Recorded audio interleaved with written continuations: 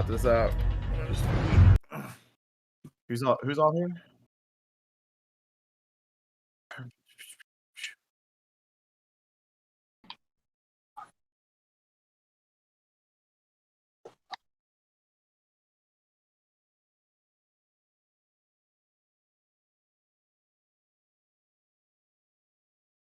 Few more away from 69. 69, baby. Yeah. Sorry. I had to do that.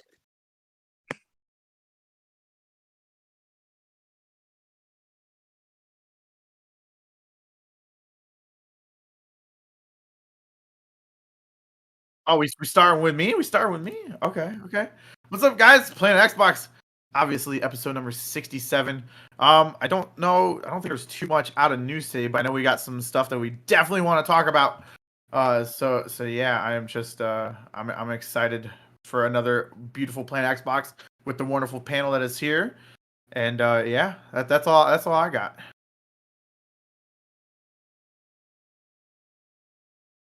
What's up, guys? It's Dope as Jay.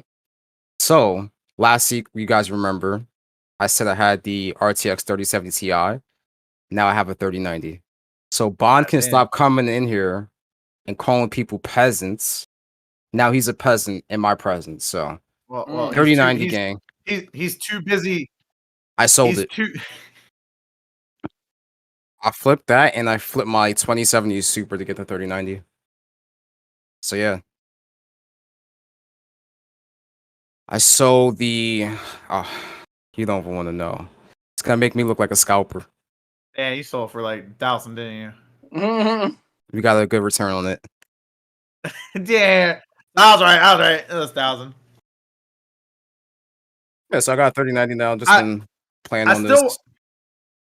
I still just real quick. I want to know what's up with the towel on the head. I'm still trying to figure this out. Oh no, I was working out, bro. So you know I gotta keep the head. You feel me? So I'm like, why has this man got a towel on his head?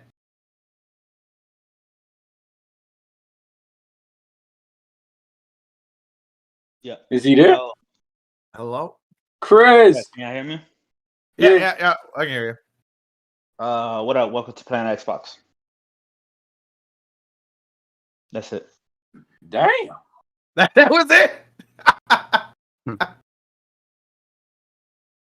Hi everybody.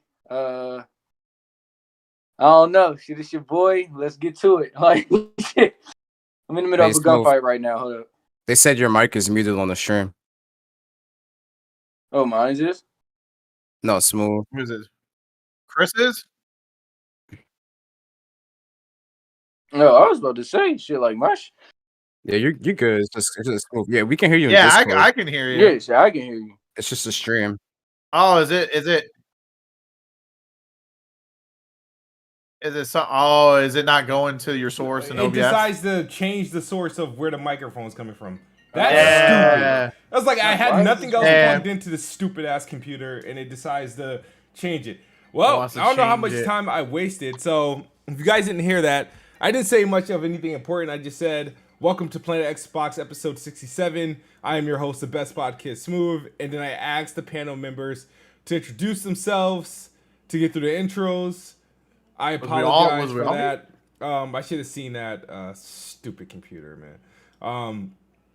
But yeah. Am I nice and clear and loud and overpowering? Yeah, let everyone in the chat just let us know how the audio sounds right now. It sounds good from here, but yeah. Like... Cool. I'm just looking at the chat. Hit the like button, hit the share button. Share this out, please. Okay. Yeah, so what y'all been playing this week? I guess I'll go first. I've been playing Metro Exodus with the Series X patch. I bought the game when it first came out. I know we were talking about it a little bit ago, and I don't remember exactly what happened. I just never got back into it. And when they did that Series X upgrade, and I was checking that stuff out, and I was like, dude, I gotta try this out. So that's been what I've been digging into this week, and my God, that game is just it's on a whole nother level. I'm glad, like, it's times like this where I'm happy that I've waited to play games because right now I'm playing the best version of all these different titles because they're getting, different free upgrades and stuff to, harness the power of the new consoles and stuff like that. And I'm like, I'm so glad that this is like my, first time playing this game instead of playing originally on Xbox One and then playing upgrade later. Like I'm getting the best version of it. And then I've also been still playing Dead by Daylight for multiplayer and playing Cold War, online, doing stuff like that. So that's been my 3-game rotation for this past week. Okay. Did Chris get his intro on? Yeah, he said what's up. Oh, okay. Oh yeah, I've been playing I finished Ratchet. I finished Gears 4, so I started up Gears 5. Okay. So playing that, but I think right now I'm about to just like deep dive into Final Fantasy VII Remake and just low life that game. Yeah. So doing that, you can do it. Yeah, I know. I did it with God of War. Like when they dropped that PS5 update for God of War, I was like, yeah, I'm definitely gonna just like wreck this game, and that's what I did. Got back on Warzone since I put the 3090 in, so I've just been like hopping on a lot of different games on PC, just benchmarking some of these different games, see what kind of performance I get. Haven't tried out 4K yet on this, so I gotta hook this up to my monitor and see like what kind of performance I get. But there's a Steam sale going on right now, so I'm just browsing through a couple of different games and seeing like what I want to get. Thinking about Red Dead 2 on PC right now since they're about to drop that DLSS update. Mm-hmm. Did you ever figure out what was going on with Cold War on your computer? Because I remember we were trying to play like. I uninstalled it and reinstalled it. That's what I did. Does that work? Oh, I haven't tried it yet because I was just like, fuck it. I'll just play it on my Series X. It's like 4K 120. I don't mind it. Okay. We'll have to boot up and play some more matches because that was fun. When we were doing it. I'm a beast. What about you, Chris? What you been playing? I've been putting a lot of hours into Final Fantasy VII Remake, trying to fight the optional boss, who's super hard, like really really hard. I'm playing A Link to the Past, the Zelda shit, like Super Nintendo on the Switch.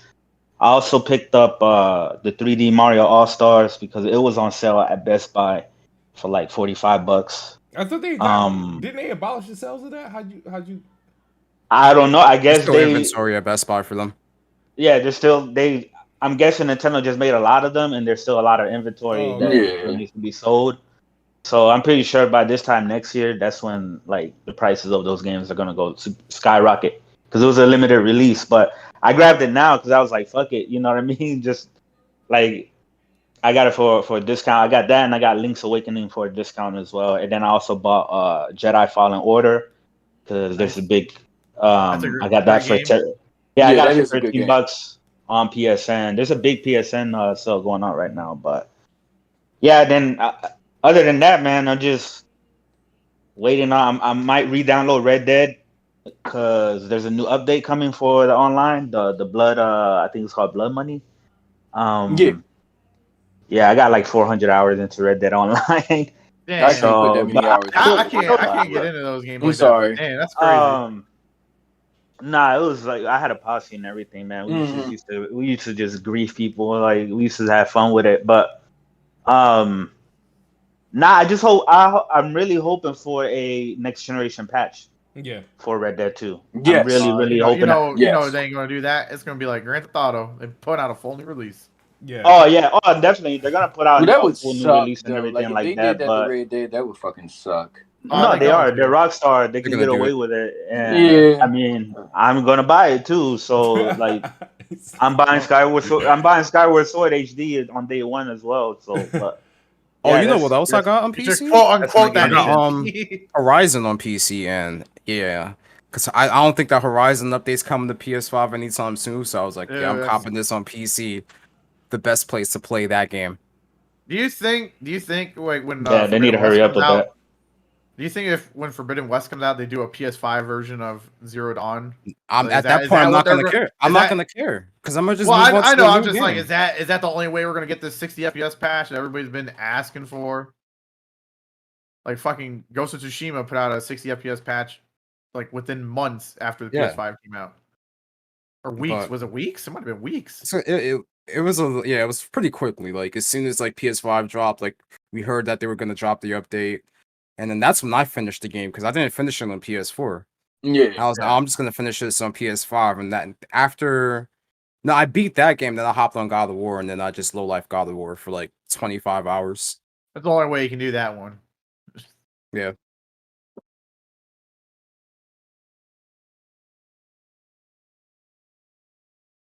Hello. Oh, smooth is he's on the phone right Smooth now. on the phone, bro. Smooth on the phone. Are we getting into the topics? I mean, I guess we can start. What do you want to start? Well, I didn't say what I was playing. Oh, go ahead. Say what you were playing. Yeah. Go ahead. Sorry. All right, what I am playing is I'm playing Metro Exodus with the update. Loving it, loving the ray tracing, loving the performance, the hit, and I'm also playing Doom Eternal with the update.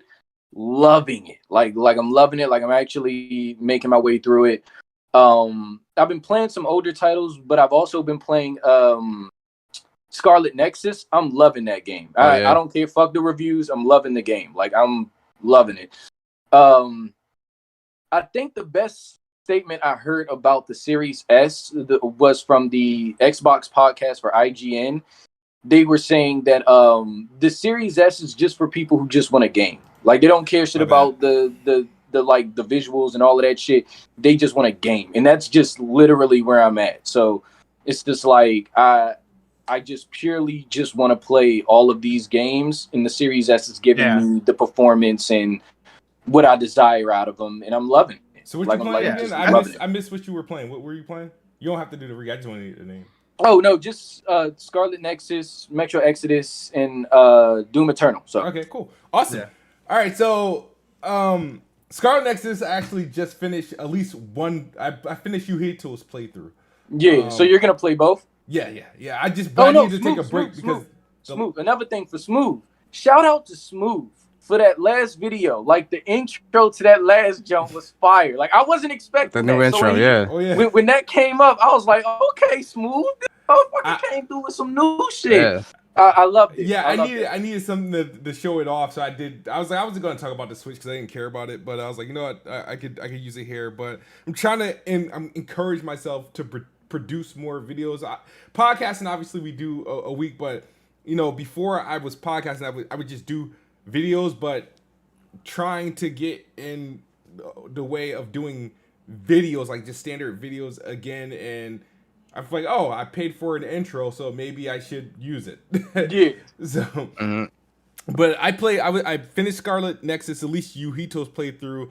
I'm gonna go back and do. I started Kasanti's playthrough, just to kind of get through like the intro to see what changed from her perspective.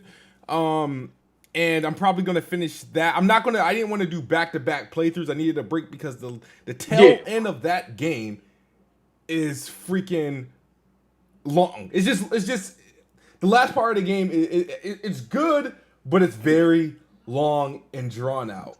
So okay.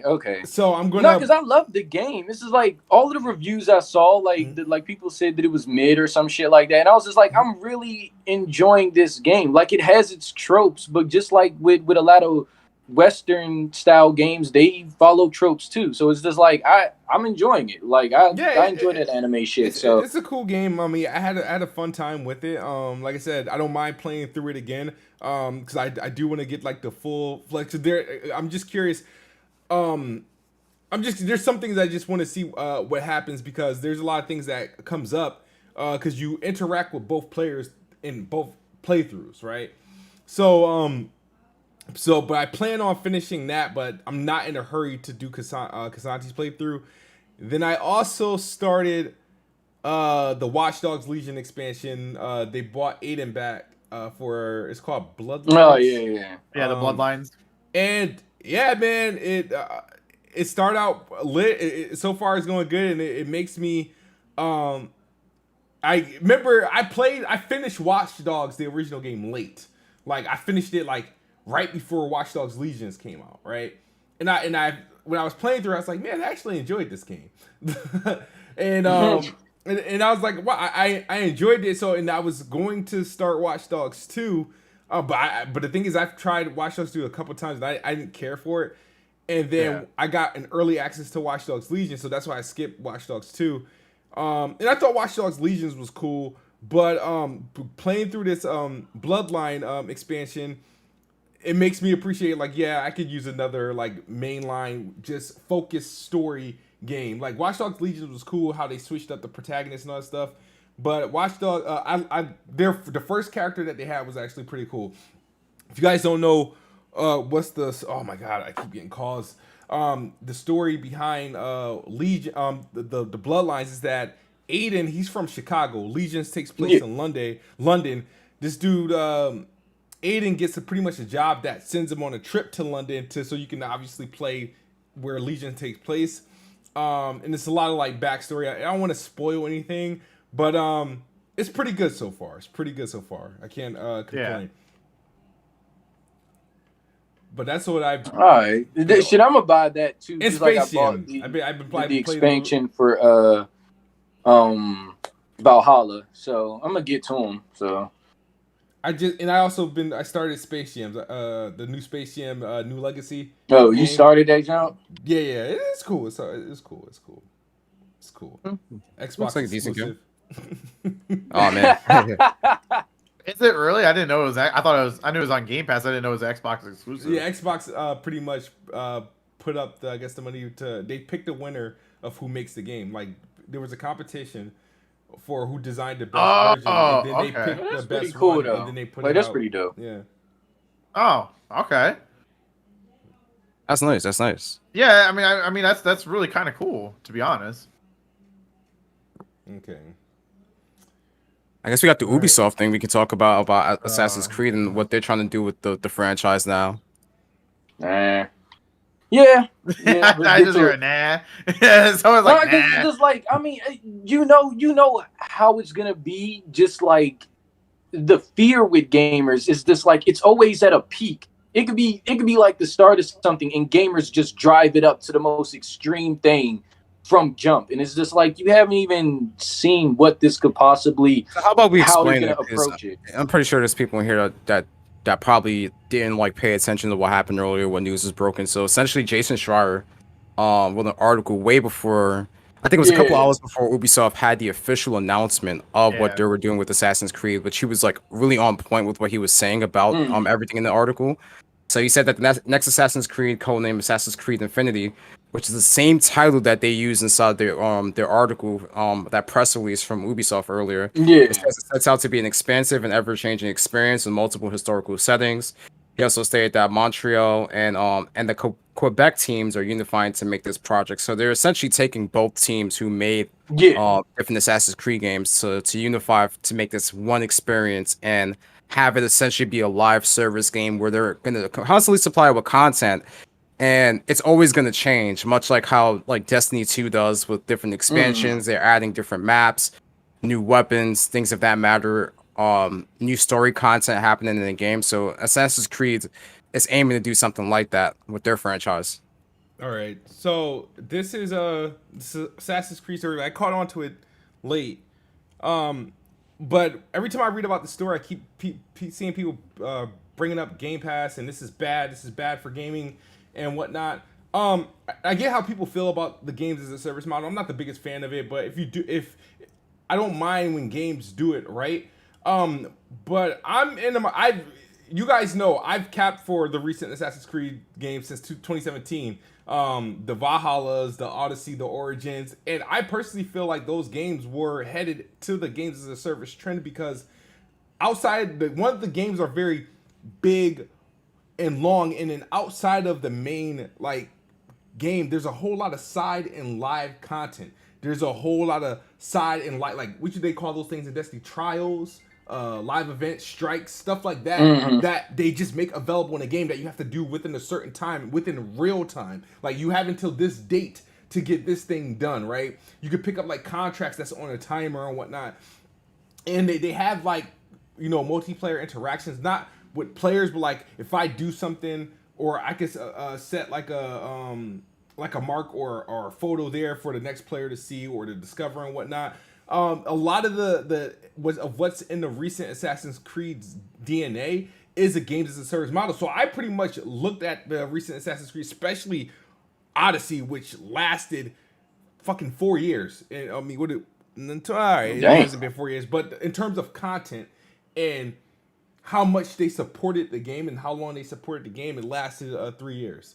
Behind that game, and it's still being played now, and still have live active stuff now. So I'm not surprised at this move, and I'm just more surprised that the people that I'm seeing talk about this stuff is these are the people that dropped Assassin's Creed when they went to like Origins and Odyssey. So to my knowledge, these guys haven't played Assassin's Creed since you were still sneaking around and shit. Which so it's like, what's the problem? You guys dropped the game a long time ago. So what's your beef now? And I think it's that whole like, you know, like everybody has to be upset, that negativity. Like, I don't like this. So it's the trend. Like I said, if you've been playing Assassin's Creed for the last 3-4 years, you know exactly where the thing is going. It has to be one light. That's where they want to go, because each game feels like a platform of itself, and they can just keep throwing and adding stuff in it. Freaking Valhalla had this freaking season that lasted a week where it turned winter, right? And they had like a festival, and you had these random quests, and you only had access to it for like a week. And I can see them doing stuff like that. And remember, Ubisoft said a long time ago, right, that they wanted to make like shorter. I guess they wanted to get away from like the AAA stuff. I forgot what they said. The volume of AAA games. Remember, Ubisoft is very productive. They produce about like 6 AAAs a year, right? So when you consider now what I'm starting to see, like for example, with this Watch Dogs expansion, it's a Ubisoft original. I could see Ubisoft wanting to put out smaller, like high quality stuff, that either smaller high quality stuff or with the small high quality stuff, right? And in conjunction with live games as a service games to keep the ongoing revenue, and then produce the smaller stuff on the side to have a healthy flow of games going, instead of keep putting out 6-7 massive AAA games a year. I mean, can I piggyback off of that? Because I think they're onto something right now. This is something that I've said about different franchises. They should move this way as well. Instead of having a yearly release for your game, right, or drop your game every 2 years, how about these publishers take a lot of these studios and pull them together to just make one big game and constantly update it? It's like you get the Quebec team, you get the Montreal team. They make a really big Assassin's Creed game with as much content as possible, and then you constantly update the game instead of saying, "Hey, we're gonna drop an Assassin's Creed game every 2 years," because then that can get tiring, and you're gonna get burned out of the franchise really, really fast. And you see this happening with the Call of Duty franchise, where there's gamers that are on and off with that franchise, right? Like, even though they're still selling because there's a newer generation of players hopping on that game, it would be better for them to just say, hey, you know, because they're doing this with Warzone right now. Yeah. They're pulling resources from these different studios, but Raven Software is the main one that's maintaining the game on a day-to-day basis, right? It's like you have Infinity Ward, who started off with Modern Warfare 2019. You have Treyarch this year, and you're going to have Sledgehammer next year.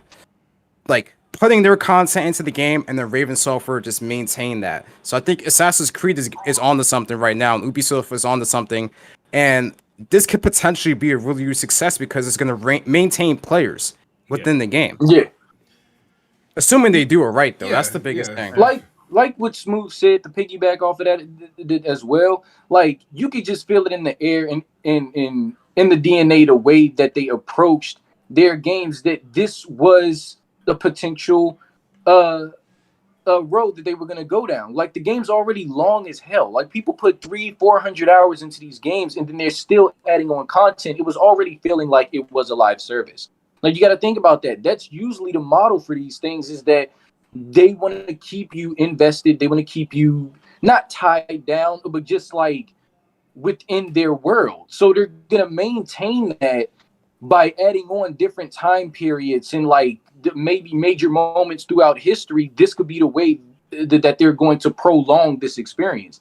Like, it's not really bad, because people they're gonna sink the hours into it. And with this following the DNA of like let's say like a Destiny or something like that, let's say that they have like raids or things that you don't have to really dive into like that. Like you could probably dip your toe in if you want to, but you could completely focus on single player content and just stick to that. People do it all the time. Like, they're not saying that they're turning Assassin's Creed into a multiplayer thing. Like, they're just opening up the world a little bit, and they're just going to continue to grow that world. That's all they're really doing from what I got from the statement. I mean, I'm gonna talk on this because I think I'm on the ladder basically, because I'm not a big fan of this announcement. I haven't been a really big fan of the past few Assassin's Creed just because of how the formulas change. Like, I loved like Assassin's Creed 2 and Brotherhood were some of my all-time favorites out of the series, and there's, you know, they're not making them like that anymore. Basically, they're these big open world RPGs, and that's fine. That's what they want to do. I was just kind of hoping that they'd maybe go a little bit more with the series, as like, you know, kind of bring it back to, you know, to appease the you know, the old school fans that have been, you know, they're supporting They're not Assassin's going Creed back for a little bit more. And I know they're not going back because that's not where the money's at. I get that. That's fine. But my thing with it is when I look at what Ubisoft has kind of been doing, and it just kind of it kind of brings up red flags to me, because I feel like they're kind of in a way butchering their own series. You know what I mean? Like you saw it with Ghost Recon when that came out, with Breakpoint. That game was not well received at all. It was, you know, it was a games, you know, a live game service, and, you know, so they took that and they kind of, you know, put that in the ground. I doubt we're going to see another Ghost Recon. They're taking Rainbow Six and putting aliens and all this stuff with no like competitive multiplayer in play of it. And now they're taking Assassin's Creed and kind of going to full live service thing. And I'm just like, I'm not a big fan of like games like Destiny and stuff like that, and that kind of work. Like, those don't, I'm not big into grinding and doing the same things over and over. And that's just kind of what I hear when I hear of live services, is I hear games like Destiny and whatever. And I know that there's tons of players out there that love and support them and play them. And well, that's it fine. could That's be the different, thing. old man. It could be different where they have just my own statement, like where they have the history part is on their side. Yeah. Assassin's Creed has heavily leaned into history. They could definitely use that in multiple times in history. Shit is just like the constantly stream moving through history type of gameplay type of thing. Like that's what Destiny doesn't have, where they can really rely on history to do that. Yeah, I get what you're saying. It's just, to me, it just doesn't sound appeasing, especially when you have these two studios that are going to be working on it together. And I've heard that there's not very good blood between the two, that they're actually they kind of butt heads a lot. And if you look, when you got, if you look at Warzone, how Jay was talking about, you got all these different studios and stuff incorporating on Warzone. Like, Warzone's kind of at a mess. Like, I haven't been a big fan of Warzone since the Cold War integration. I feel like it was a lot better for one studio to just constantly update it, because now you got all these balancing issues. You got all these different ideas and stuff that are getting pulled from different studios. One wants this, one wants that, and, you know, it's just a uphill battle, I feel like. And I'm afraid, you know, that might happen with Assassin's Creed. You're going to have these two studios just constantly sitting there butting heads. And at the end of the day, the people that are going to suffer from, you know, those decisions and stuff are going to be the players. Big so so then the other thing I kind of wanted to talk about is that, you know, there's, you know, obviously the big uproar about, you know, Assassin's Creed going to live service. I want to know why these fanboys, which you've seen them in literally this chat, literally coming out and saying that Xbox is killing gaming, Game Pass, like they're blaming like basically Xbox for this decision for what Ubisoft is taking the direction of Assassin's Creed. And I don't get where that logic is coming from, where these guys are saying the correlation doesn't make sense at all. No, the two are not. They don't care about that. Like, Xbox is not making Assassin's Creed. So why is Xbox and Game Pass even being brought in? There's live service games have been a thing If you haven't been, around since 2004, World of Warcraft was like one of the biggest. It's a live service game. They put out content weekly, monthly, yearly, and people subscribe to it and play it. So I just don't get where now all of a sudden there's these people blaming. They're like, "Oh, Xbox killed a new series," and I'm like, "How does Xbox and Assassin's Creed are like?" mesh together? How's Xbox being the downfall of this series that they have no control over? They're not publishing it. They're not putting money in development. They're not developing the game. And I want somebody in the chat that's literally in here that has been saying that Game Pass is ruining it. I want you to explain it to me. Why. We're definitely gonna dive deep because there's like a lot of examples, a lot of things related to Game Pass we're gonna talk about. Just not right now. Definitely gonna get into it. That's fine. I just knew that was a part of the big Assassin's Creed things. That's why. I don't get the correlation either. I mean, I can understand if they confirmed like the whole Xbox and Ubisoft collaboration for Game Pass. And then they announced this, then I would see why people would say that. But people don't understand. Ubisoft has its own subscription service, and so does like EA. Both had services before. Yep. Well, I think Ubisoft came out after Game Pass, but EA had their service before Game Pass. Like they might be going off of Xbox era. They did kind of like leak kind of to a Ubisoft Vault coming to Game Pass at the end of the year. We've been talking about that on this podcast also for like the last 4 months. Though. I'm just saying, like, I mean, that may be like why people think that, I guess, but that still doesn't make any sense anyway. So Carlos Alvarado says Game Pass hurts the industry because it plants a seed of fear in that physical is going away. It's the fear to change. OG gamers don't want to lose this. Hey, PlayStation released a digital version of their console and Xbox released a digital version of their console. Nintendo did they it's still gonna have it. It's still gonna have it. So it's like that. The Game Pass shouldn't be the. I mean, I get why you would say that, but there's already been excuse. Ever since digital went day one in like 2013, 2012 releases, it should have scared you if you don't want to lose games. Just because they're giving you an option to buy something physically or digitally shouldn't scare you. And I mean. They already Xbox, Phil Spencer has already came out and said that they're already working on their next console. So it's just like, and I mean, Xbox working on Fire Sticks and an app for TV and all of that. That's just to broaden their reach. Like they're not taking anything away from you. So Xbox just tweeted they just boosted Dark Souls 3. Dark Souls 3. Oh yeah, Dark Souls 3. That got leaked on the Xbox Italy. They just officially tweeted it out now. Nice. Hold up, what they do? FPS boost Dark Souls support 3. For Dark Souls 3. Hey, let's go! Breaking news, baby. Waiting for one of them jinx to get that. That's great. I'm trying to see if there's another if they have like a list or like a list.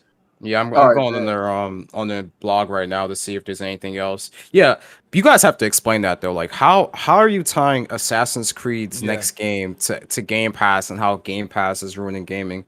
That doesn't make any sense. But the thing is, they make the statements and they don't back it up at all. They don't bring any any good counter arguments as to why they don't support Game Pass. It's a fear statement. It's the implant fear. Like how he said, like Xbox planted a seed. No, that one statement plants fear in people. My other thing is when somebody says that, they're afraid of losing all their physical games, it's like, dude, what do you think Steam is? What do you think Epic Game Store is? Like digital purchases has been around for a long time. And I'm gonna break it to it. It's becoming more and more massive. It just is.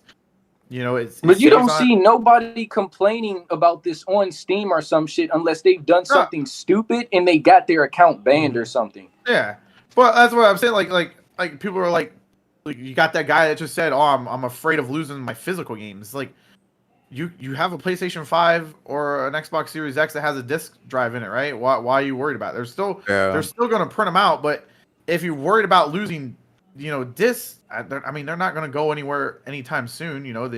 The internet across the whole entire country, at least in America, is not, built fully to support, all digital systems. You got people that have crappy internet and they need discs and stuff like that. So that's going to be there. But to sit there and say that Game Pass is the reason that you're scared of losing physical media, it's like, where the hell have you been?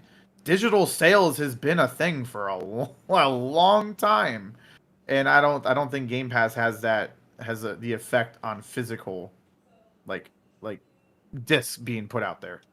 Right? Yeah, I think that's just a lame excuse, because I feel like there was a lot of evidence of things there.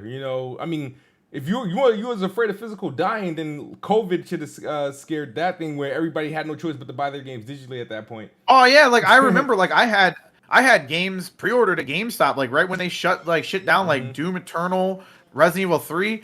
I literally couldn't even go get my games. I had to buy them digitally because it was either that or they didn't know when they were going to open back up and whatever. And I had all my games on pre-order and paid off, but it was a very nice convenience that I was like, well, I'll just buy them on. Yeah. I'll just buy them on the Xbox store and cancel them at GameStop and just get my money back. And that's what I did. I had a lot of collector's editions of games and everything. And I mean, I started selling them. It was just like, I myself, I couldn't just maintain the space of having big, gigantic boxes of collector's editions. And I was just like, all right, well, I'm just about to minimalize all of this. And having the luxury to be able to download games onto my system was great. Great for me. So, can I ask you guys a quick question while we're on this like digital physical thing? Yeah, it's about streaming, because there's been a lot of like interesting discussions surrounding like streaming games, and like David Jaffe had Hard 8 on, and that was a pretty good discussion, because like I thought Hard 8 was bringing some great points to the table, like input lag and image quality and stuff like that. Like those things suffer a lot while streaming gaming. So like, I want to know you guys' thoughts on like the future of streaming. My opinion is I like it, and I'd be okay with it as an option. Yeah, exactly. I would never want like to go full streaming, like a mainline thing. Yeah. Like I wouldn't like if Xbox pushed all their xCloud and stuff, like I would still say put out systems, put out iteration systems. I'll buy them. I like being able to natively play on a console. Like I'm not against like the idea of streaming. For I know they say for original Xbox One users and stuff, they're looking at ways to get them next gen versions of games on their system through cloud streaming, and that's great and all. But like the thing about that is it's an option. It's not the only way that you can do it. I would never want to only only have the streaming option. Yeah. Like I would always like to have, it be like, there if I want to do it. Like if I'm on my phone, if I'm out of town or whatever. Like I like the idea of it. Just I want a console when I'm at home to play on. Like I don't want to go off of my internet. When I used to play on the 360 and you had the detachable hard drive or some shit, I would take the game out of the console. I would take the hard drive, put it in my backpack, carry it on. I'm not about to pack up my console and carry it anywhere. So shit, if I could stream a little game like when I'm out or something like that, then that's fine. Yeah, that's fine. I'm never gonna choose it as a main source of a way to play games. Like Hard 8 said, input lag, visual quality, and all of that shit, it all suffers in that realm, no matter how you cut it. But it's just like the Xbox, Phil Spencer already said consoles aren't going anywhere. So he was like, that's just another way to play. They're just trying to give you multiple ways to play. If you give people multiple ways to play, you can reach a lot more people and multiple people in different ways. If they can't get a console, they got another way to play. If they can't, let's say like they can't stream or some shit like that, like they got like the app on the TV or something, it just gives people a bunch of ways to play. Like it's great. Like, all right, until he said, like I would be like if they did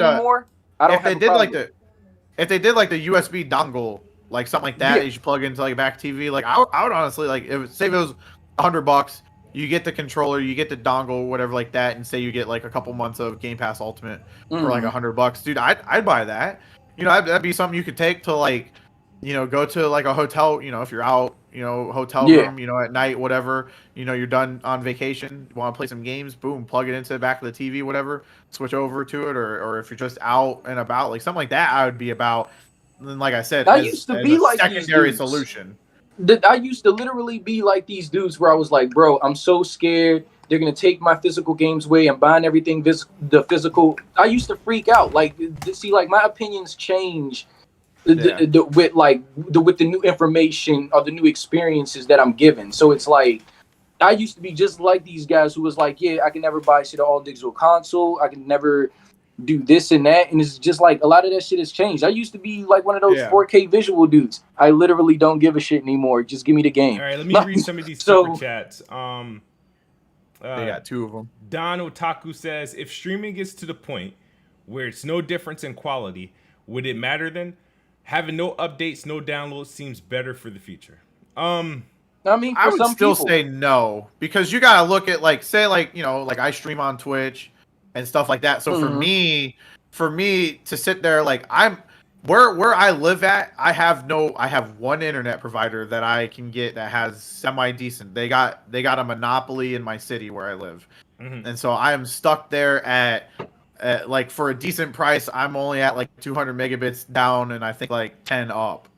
And if you start only like you know, if you're like, well, the only way you can do is stream, you know, via a dongle or whatever, then I would never be able to then do stuff on Twitch, because my internet connection would be throttled to all hell, and I would not be able to, one, enjoy the game that I'm playing, or two, be able to, you know, stream the game in a good enough quality to those platforms. So I would still say no. Not now, if you're just like just for playing, I mean, that wouldn't be that bad. But like I said, I still want an option of a console. I think the thing is, console, like I don't care how great streaming gets. I'm not I guess I'm not a mobile gamer, and I know you can stream like to your TV and stuff. Like, it's just never been my vibe, because things go wrong. The thing is, I you know what happens? Like, for example, movies, right? I still sometimes, and I got some of the best internet in the world, and I still get buffering sometimes, like when I'm watching something, and like I don't like, and if I have to enter gaming, we interact with, so it's like I get it, and we're gonna get to a point where it's gonna be almost close to no latency, but I'd rather a native experience, because like I said, the internet goes down, you know, so does that experience at that point. So like I get where dude's coming from, but the thing is, when I think of streaming, I'm not gonna buy a 4K, 8K, 16K TV to stream something on. I'm gonna especially since you ain't gonna be able to stream at that 4K resolution. You know, like, I mean, you might be able to, but you're gonna have to have one hell of an internet connection to be able to do that.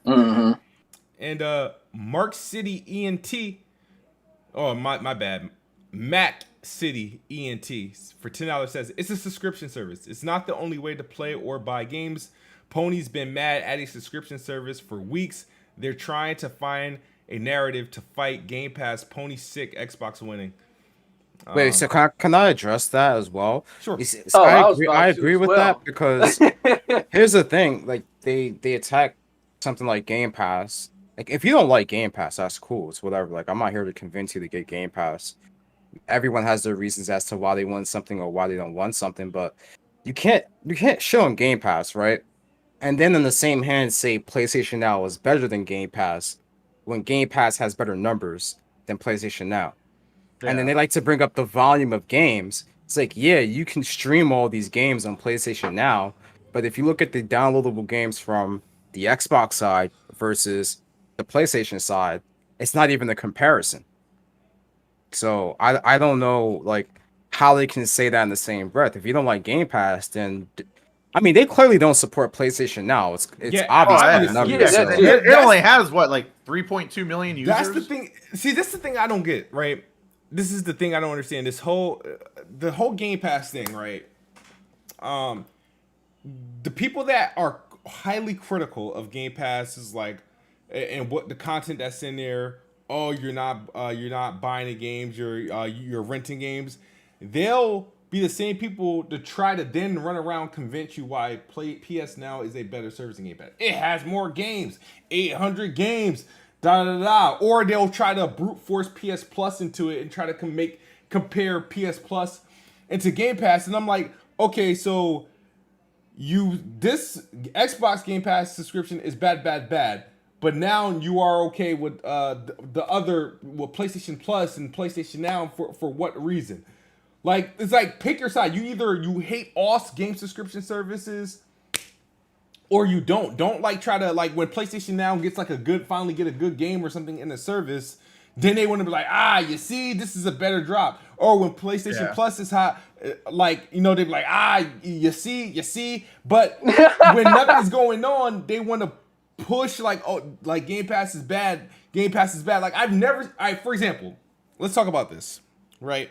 And we're going to be all over the place with Xbox Game Pass because there's so many arguments and different things happening. But this is one day. I saw matter of fact, about 3 individuals. Remember that special Day 1 Game Pass? Because Day 1 is going to be a thing this year with all the Day 1 releases.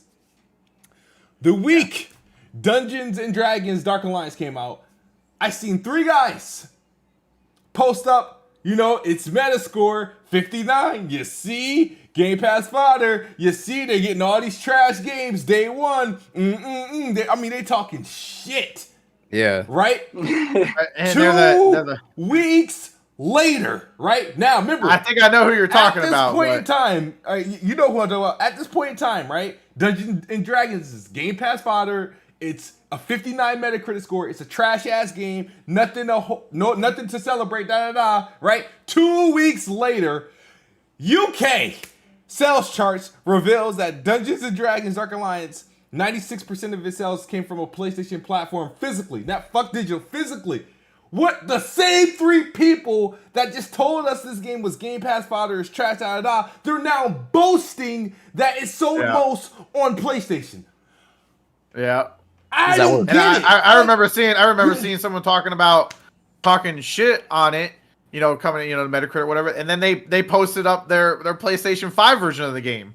And I'm like, how are you gonna sit there and dog the game coming to Game Pass and then go and buy the same said game on PlayStation and then post about it on Twitter like you're some fucking god? And mind you, I'm like, what is going on over here? And mind you, these are grown men. I don't know. You guys probably, I'm going to describe this of who I'm talking about, but they'll sit there and say that the service that shall not be named, like fucking Game Pass is Voldemort over here from Harry Potter. I'm like, dude, you're a grown ass man, and you sit there and tweet out the service that shall not be named. I'm like, what the fuck? They don't talk about Disney Plus. They don't talk about Netflix or Hulu. None of this other shit like that. They don't talk about Spotify like that and none of that. Even though Disney's putting out, their ass is using it. Disney's putting out banger TV shows, banger movies, and stuff like that. No. I mean, and that's a subscription service. That's something that we pay monthly to view. You know what's crazy though, oh man? None of that. You know what's crazy though? But that you bought that out is that people literally will go out their way to buy a game that, or physically, right, or digitally, whatever. That's Day 1 in Game Pass to prove a point, not because they're actually interested. To prove, they just want to say that they got their PlayStation 5 version. Yeah, it's like, dude, you're not helping anybody. Like, you're actually hurting yourself. Like, I want to see how much you play that Dungeons and Dragons Dark Alliance. Yeah, I'm sorry. I don't care. There's no way you ain't paying me to buy Dungeons and Dragons. I'm sorry. I'm just like I said. Like, I enjoyed, like, we played. We haven't gotten back to it. I played like 3 hours of it. I enjoyed the game for what it is, and I'm glad that it's on the service. But I'm not going to go pay $40 for it. I don't think it's the best game out there. I'm happy I tried it. Because if I would have bought it for $60, I would have been kind of upset, like the idiots who bought it. I get what you're saying, and it's like, and you got these people out there that's literally proving the point of why we're subscribed to the service and not even realizing that they're proving the damn point. It's like that's the point of the service. So when they came out and said, PlayStation 5 and PS4 took up 96% of the sales, in the UK physically, it's like you are literally proving our point. It's not that Xbox users don't buy the game. It's just we played it on Game Pass. A lot of people that weren't a big fan of it aren't going to go out there and spend the $40 to pick it up. When you look at Outriders and MLB The Show that launched day one, those games were top sellers on the Xbox store. Yeah, they sold well as they garnered a lot of traction on Game Pass. Yep. And when you got games like Dungeons and Dragons that aren't the greatest games ever, I mean they're fun for what they are. I'm not going to go out there and spend the extra money just to prove a point to somebody. Yeah. I'm not that's what you were talking about. You got these guys that's dogging on games and then saying, "Look at my PlayStation 5 version of the game," as to prove that they're it's somehow just throwing $60 away. For it. So and I think Paris said it the best way, or somebody on an Xbox podcast, they were just having Game Pass, it defeats the purpose of this whole Metacritic thing where you rely on Metacritic to fucking tell you what's good or not. You can literally go in there, try out the game, and if it's not what you want, you don't have to spend that money. You don't have to buy that money. There are games I've played on Game Pass that I did not like. I was happy I did not pull the trigger on and spend $60 on. And then there are some games I play where I was like, I'm about to buy this game. Octopath Traveler was one of them. I bought the game after playing it on Game Pass. I was like, oh yeah. I'm gonna play this. Yeah. So to claim that Xbox gamers are hurting the industry or we're doing some yada yada fuck off, that's just retarded. Because I'm still purchasing games, and I know I'm not the only person purchasing games. Yeah. So I know that I'm not the only single soul who is holding Microsoft together. I know this. So cut that shit out. That's dumb. Let me say this. It's all on you. It's you are keeping Xbox Xbox alive. Let me say this because I love it when people try to mischaracterize my statements, right? Censor thought. I'm gonna address you, right? I was not comparing the volume of downloadable games. I said if you look at the quality of the downloadable games on Xbox Game Pass versus the downloadable games on PlayStation Now, it is night and day. Roll back the tape. Listen to what I'm saying, okay? I'm gonna say it again. I'm gonna sound it out for you. The quality of the games on Xbox Game Pass that are downloadable versus the quality of the games that are on PlayStation Now that are downloadable, there's no comparison. And if you want me to run down the list, I can throw up a stream later on and throw up the list comparing the two games. And people need to stop comparing Xbox Game Pass and PlayStation Now for the simple fact PlayStation Now is limited to PS4 games, the ones that you can download. That was another point I wanted to make. I was looking at the recent one they dropped Judgment. Judgment, and I forgot what other two games it was. Judgment and Red Dead Redemption was I think the two big games. But Judgment, I just realized, it's not the next gen version. That's the one that came out on PlayStation 4 years ago. Because it only launched on the it was a PS4 exclusive, and then the one that just the next gen version is a separate SKU. It's not a free SKU. It's not a free upgrade or anything like that. And the game never released on the Xbox One in general. So it's a series is exclusively a next gen Xbox games, as Xbox One users don't have access to the original Judgment. So I was like, you think about that, it's like Game Pass, you get next gen games. It's not limited to Xbox One games. You get next generation games on there. Almost, and it's good that majority of the games in there support smart delivery. And if it doesn't support smart delivery, both versions are in the service for you to download and try. So, one of the stories that came out is some dude had posted something on Reddit about him thinking Scarlet Nexus was going to be in Game Pass, so he didn't obviously pre-order it or anything like that. He just waited, and then when he went into Game Pass when the game came out and it wasn't in there, he opted not to buy it. And he was telling hey, am I the only one doing this?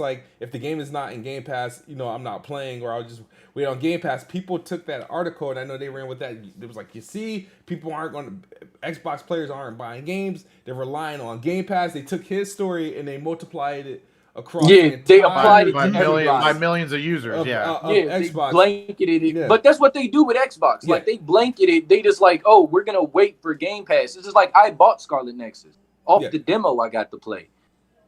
Like I've been saying I was gonna buy Battlefield Day 1, so like just like one person does something, let that man be. Let him do what he do. Shit, if he's not gonna buy Nexus, okay, and why are fans like I don't get see and the weirdest thing is a lot of these people that are talking this mess aren't playing on Game Pass, and if they aren't playing on Game Pass, chances are they're not playing on Xbox. If they're so afraid that Xbox Game Pass is hurting the gaming industry as a whole, they got to stop crying to Xbox players and Xbox. Cry to the publishers who are supporting Game Pass if you really believe it, because they obviously see something in it. The independent developers is running the Game Pass, publishers is running the Game Pass. They're dumping their games in there. Game Pass gets updated with a batch of games twice a month. I mean, like, get mad at them. Ask them, why are you putting your games on Game Pass? You have PlayStation. We buy PlayStation. We buy all of our games on that platform. Why are you putting your games on it? Ask them. No, you know what they should be upset about? They should be upset about Ghost of Tsushima. They have to pay for a PS5 update on that game. They should be upset about that. I mean, but you pay for quality, right? You like, oh, dude, I'm that whole Ghost of Tsushima thing rubbed me kind of. I'm so tired of that fucking word. What's like because tired this of game that just got a free that just got an upgrade. Well, I mean, if you just look at Final Fantasy VII, they did a DLC with it, right? Mm-hmm. That's fine. You can buy that for $20, but it's like then if you want the PlayStation, like Final Fantasy doesn't have it. Final Fantasy gave you the PlayStation 5 version. As long as you had the PlayStation, You just have the disc. You just put the disc in, and that's it. Like you could not, you didn't have to buy the Yuffie DLC to get the PlayStation 5 version of the game. Mm-hmm. You just. I mean, you had to go through a very lengthy process to get your save transferred over, but I mean, that's a whole separate conversation that definitely shows how plagued and bad like cross-gen games are on PlayStation 5. But you look at Ghost of Tsushima, and they're like, well, they did a 60 FPS patch. It's like, okay, they did a 60 FPS patch. What's so special about this native PS5 version? Because I guess it's not limited to checkerboard 1800 p. It's 4K. So, like, you get the 3D audio, the DualSense features, the haptic feedback, and everything. The so, native like, Japanese they're saying, lip-sync. so they're saying all of these, right? This PS5 native upgrade, right, is worth you spending extra money to get for it, even though you already own the game. Now, I have a list of games right here that charge extra for upgrades, right? So Call of Duty Black Ops Cold War, NBA 2K21, Control Ultimate Edition when it was in PlayStation Plus, right? So like you had to buy the Ultimate Edition if you wanted to get that. Well, except for PlayStation Plus. That was on Xbox and PlayStation. No, let me correct that. It wasn't PlayStation Plus. If you got in PS Plus, you got the Ultimate Edition included. So let me correct myself there. Madden 21, Ghost. Those are some games that you have to pay for upgrades. Madden 21 you pay for. Well, technically Madden, remember they gave you that they gave you a time. You had to buy it within a certain limit to get the free upgrade. You didn't like, so for example, Madden came out in August. The next gen version came out in December. You had until pretty much March or something to buy Madden 21 to get the next gen upgrade for free. So now this year's Madden is going to be where you got to buy which one you want. You can't. They're not going to support the whole free upgrade thing. So I mean, there's ways of doing it. Now, the way I looked at this whole free upgrade program, and I'm gonna get to these super chats in a minute, is that on PlayStation, like, all right, when this whole stuff came out for the first time, Xbox was the first to come out the gate and gave us this buzzword, smart delivery. That everybody called it. Oh, quote unquote buzzword. Like what they call it, it's just cross-buy, or just what it says, just cross-buy. So they kept pointing this out there, and then developers was like, "Yeah, we're gonna support this." Cyberpunk was the first. The CD Projekt Red was the first. Developers was like, "Yeah, we're gonna support smart delivery," and then publishers was like, "Yeah, we're gonna support smart delivery," and some didn't, obviously. But they was like, "Well, why do they keep saying that?" And then when PlayStation, they was like, "Yeah, we're gonna support free upgrade to PS5 on this title and whatnot. So that started to come around. Now Xbox, they put out this plan. They showed you exactly how it's going to work. And I feel like what Xbox did is put pressure on publishers, on partners that are putting games on Xbox to support this free upgrade. Because I'm saying for them to do it, it's free to them. They don't. It's free. We're not going to charge you anything. So it puts the onus on the publisher. Like, all right, if you charge us, that's on you. That means you're greedy, right? So that's how it looked. So a lot of people just jumped on the smart delivery bandwagon. So on Xbox, you had all these games like kind of just supporting it. It's like it's those rare occasions where a game doesn't support it, and I can name you the publishers that won't support it, right? Pretty much EA it to a degree. Like I said, they kind of mend the fences. You got Activision who doesn't support it. You know, they're going to put it behind a paywall, like an expensive version. 2K who isn't going to support it, whatnot. Ubisoft fully supports it.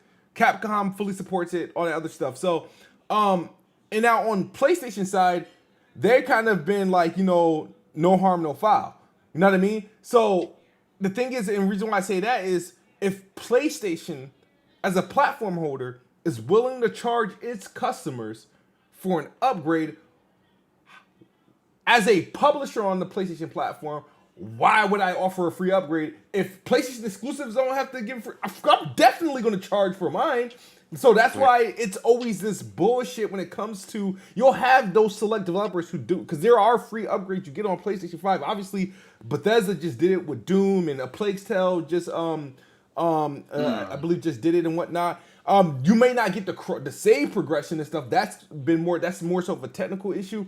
But the thing is, I feel like devs are less, you know, inclined to support free upgrade, and they also even less inclined if they gave you the game in PS Plus. If they gave you the game in PS Plus and they offer a free upgrade for it, your PS Plus copy is not getting a free upgrade. Yeah, that's Xbox, one thing as well. Whereas Xbox, if it's a Games with Gold game, if it's a Game Pass game, it just happens. Like Greedfall was the one that they gave it away for free on PS Plus, but the next gen update wasn't available for the PS Plus copy. You had to buy the game. Yeah, it happened with Final Fantasy VII Remake as well. It happened with Final Fantasy VII Remake. So yeah, Xbox kind of put it out there, went on Front Street like, hey, smart delivery, free upgrades. Developers kind of just like, all right, they put us out there. If we don't, then we're gonna look like the bad guy. On PlayStation, they kind of just, it's like no harm, no foul. So it's not as transparent. But that's just two theories. I don't know, Chris, you got any take? Well, I just had one quick thing. I just feel like just real quick, and then Chris can go on. Is that it's?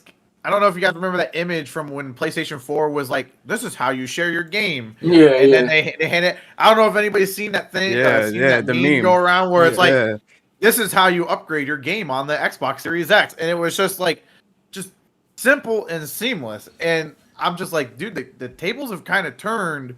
But didn't A Plague's Tale do something similar? Yeah, with that as well. A Plague's Tale. Yeah, they showed they did like an outline of how you had to this is how get your PS4 save your data upgrade. And shit like that. To my understanding of A Plague's Tale, you need your PS4. You gotta upload. You gotta load up the PS4 copy of the game, upload your save to the right. Now I don't know if you could do it on the PS5, but no, if you haven't played it on the PS5 and the last time you played it was on the PS4, you have to. And Chris could correct me if I'm wrong. To my understanding of A Plague's Tale, you have to have a PS4. In the PS4 version of the game, you upload your save. You then download the PS4 version. Yeah, you download the PS4 version, and then you have to upgrade it. I had to do that with Final Fantasy with my physical copy. So that's you can probably still do it on PS5 as long as you got your save. Yeah, Yo, Chris, no, because the thing is, unless you are actively treating the cloud save, because for example, right, if I had, for example, I lost all my saves from PlayStation 4 because I wasn't paying for PS Plus, but even if I didn't naturally think to move my save. So the thing is, if you was playing on the PlayStation 4, right, and the next time you played A Plague's Tale was on the PS5, your save isn't just automatically there. You have to retrieve. You have to actively be a Plus member. You have to upload your save files and make sure everything is there. Now, me, I was like on that shit before I got my PS5 because I was like, yo, I'm not losing my save files and moving over to PS5. Period. No, So like I was on that. But not everybody knew that because not everybody was paying attention to Sony's I don't think they were very open about it either. You know, they what weren't. I don't think Sony was very. Like, I mean, hey, before you buy your PS5 and get rid of your PS4, make sure you update. You know, upload all your save data. They didn't put any PSA about that. Trying to get back into my account is convoluted. So like for my PlayStation.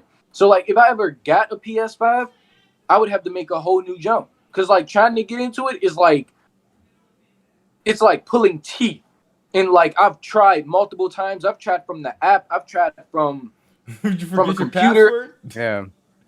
No. Cause I put my shit in. Is it or no? And it just wasn't going, bro. Like so, I was like, dog, what the fuck is going on? So I was trying to get back into my account, and I couldn't get back into it. And like I was like, okay. So I'm gonna have to play through all these games again. This will be my third time having to do this. Yeah. Like if I really had to do it, like I would messing up. No, I just keep fucking up with my save files. That's my problem. Like my and that's why I'm playing for PS Plus now. I just said fuck it, whatever, and I wasn't paying for it, bruh. I wasn't paying for it. And just let me read these super chats before they go away. Rossetti for $2 says, "This sounds like a therapy session for fanboys. Imagine what my Twitter sounds like then." Oh man. Max City ENT $20, man. Damn, you don't have to do all that. Bro. Pretty sure you could have gotten that paragraph out for under $20. But he says, "How does subscription service hate make PlayStation treat indie devs better?" Let me repeat this.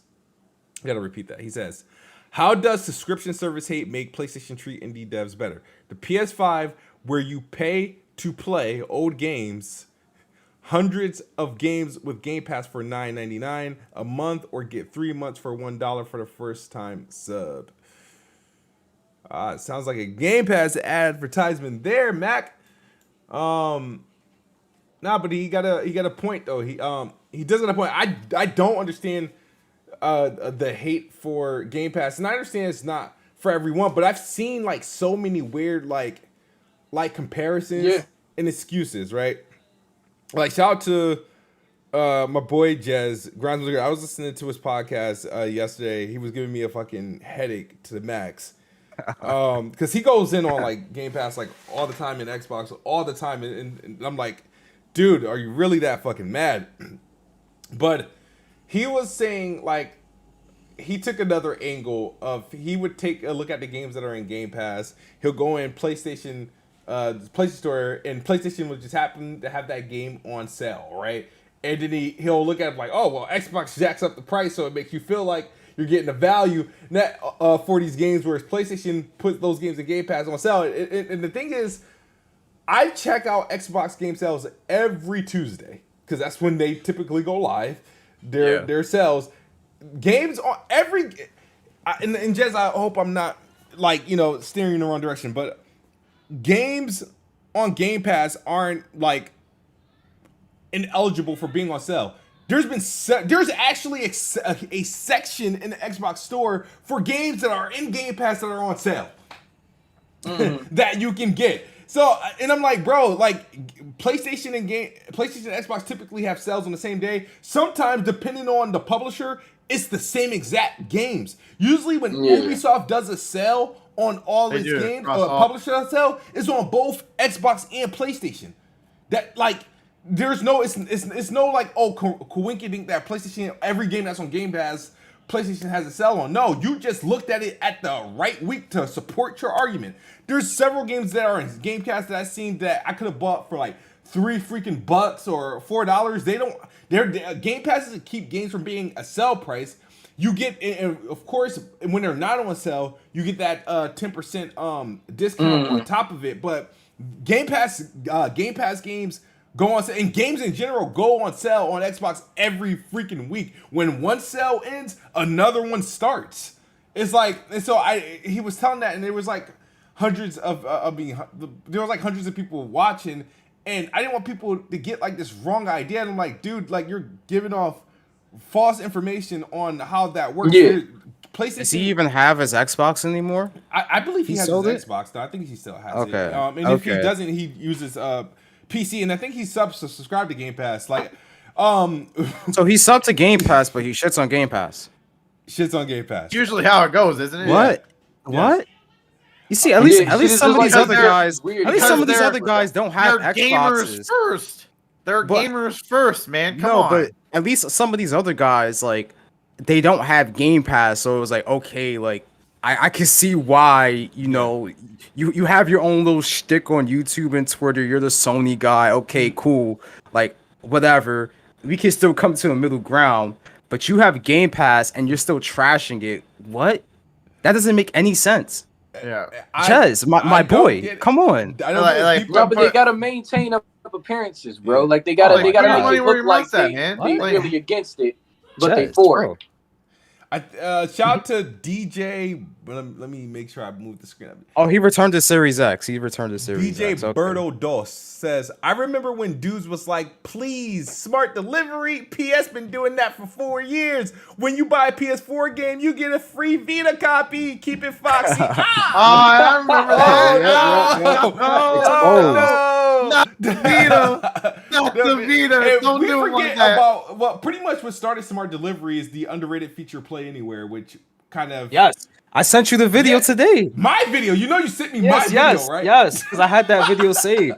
You want to know why? Because listen, these guys say, oh, Phil Spencer's a capper. He's not consistent. The underlying features of the Series X that you have today started when he got there. He took over, and the SAT edition and the One X came out, and he laid out the foundation of how we're gonna do backwards compatibility, how we're gonna do cross-gen titles. All this shit started back in 2015, 2016, and you see it coming to fruition now. That's the irony of all this. All these guys that were like, oh, Phil Spencer this, he doesn't know what he's doing. Yeah. Look how it's playing out right now. Like, I love my PS5, but like some shit is just annoying to do. Like, it's just really fucking annoying. Where Xbox just make it very convenient for me. If I wanted to be my bad. If I wanted to be go super cat for PC, right, and be that person like, yeah, I'm gonna be a PC gamer and upgrade to a 3090 and all this other bullshit, right? Like Jay does, right? If I want to, go straight PC, right? I can sell my Xbox today and not have to worry about my library at all. That's crazy. Like, I don't have to worry about my library at all. It's like, whatever, I can get rid of my Xbox and I'll play on PC, whatever. I still have all my games and whatnot. You know what I mean? If I wanted to do that, or if I wanted to play, my phone on my Android, I would still keep. No, because I would need it still to do cloud gaming for my own, the library that I own. I still would need at least a console in the house, whether it be a 1S or a Series S. I would still need it so I could access like the games that aren't in Game Pass. Because you could, how you the Android version and I believe the PC version of cloud gaming, you also get access to your actual games via your console. You just have to have an existing console. Your Xbox doesn't have to be on though. That's the weird thing, because I play it's weird. I don't know how it works, but your console becomes the server, but you don't have to be next to it. But I think I don't know how it works, but I do believe you still have to have it plugged in. It doesn't have to be on, but it becomes the server for you. But yeah, man, the stuff that people didn't like. I mean, it all started with Quantum Break when it got announced that it was going to PC and it was going to be the first Play Anywhere title, and then people was like, "I'm selling my Xbox. It shouldn't be going to PC." You know what I mean? And that set the foundation for smart delivery. Upset about that. I'm not going cap. I'm not going cap and be like, I wasn't upset. I was upset. I was like, damn, I don't need this jump. Yeah. But you get over it. You grow. You understand, and you decide where you want to play. Shit, if I want to build a PC, I can easily build a PC and have all my hundreds of games and not feel no different. Yeah, I might not be able to easily build one right now. At least not for cheap. Yeah, I can't I can't even upgrade my graphics card, and I'm literally running a 2015, 2016 GPU, and it can't compete with my look, all I need is 1080, 144 frames. I'm good. I'll play the game. But it's just and that's a PC for that type of performance would be $1,000 probably. maybe around like 900, maybe like $1,000. Like, yeah, I mean, I could do it. There's but like, if you want to get the games, all right. So when you look at the PlayStation and the Xbox, the Series X and the PS5, right, and what games are doing now with the tech that they're putting in, the different features that they're using.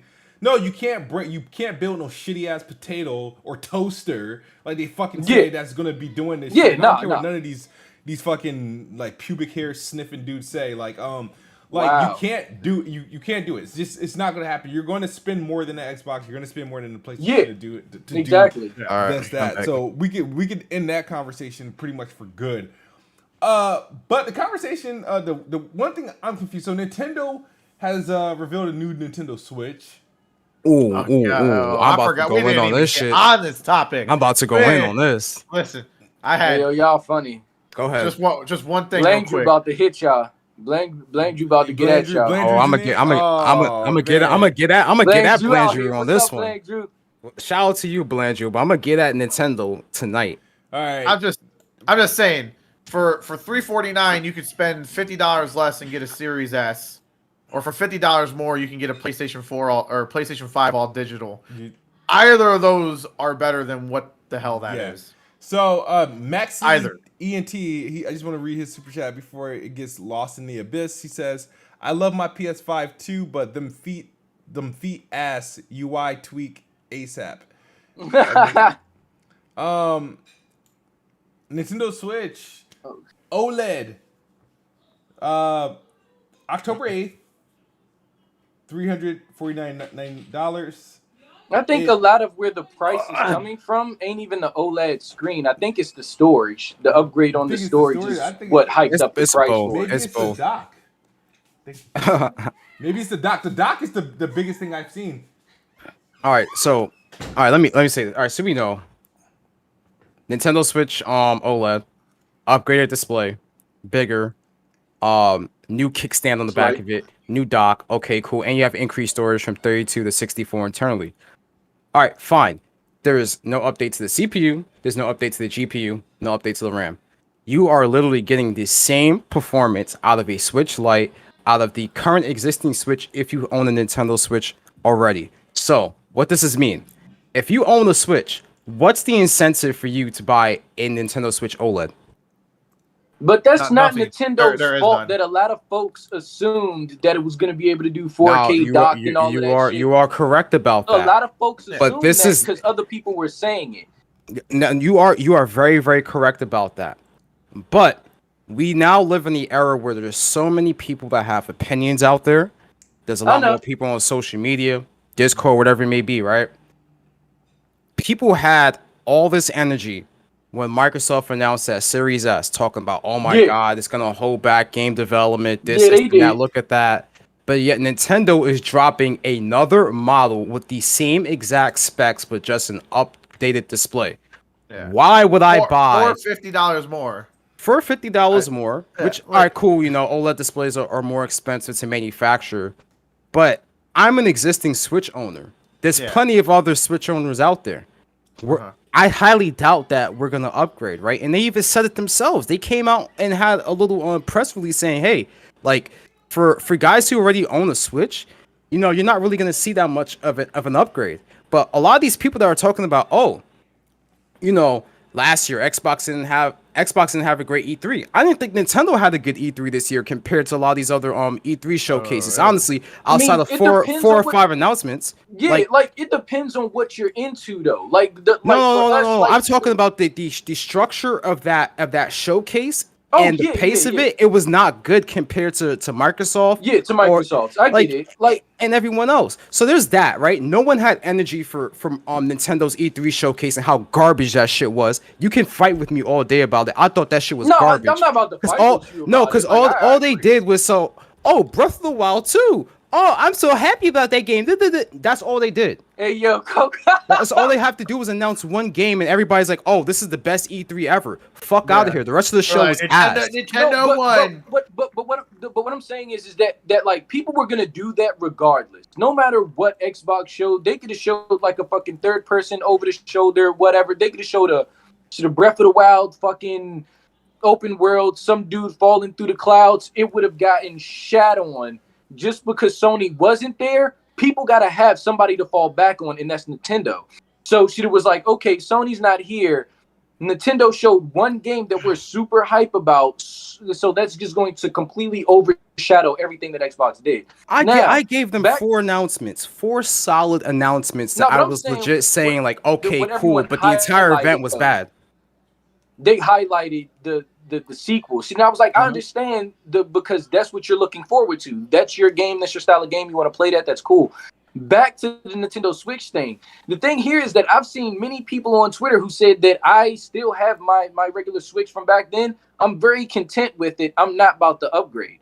Like there are folks who know you had no just choice just the way Nintendo operates. They're going to have like this lower spec stuff, but people play Nintendo stuff for their games, specifically Zelda, Mario, shit like that. At 15 frames per second. I'm sorry, bro. Yeah.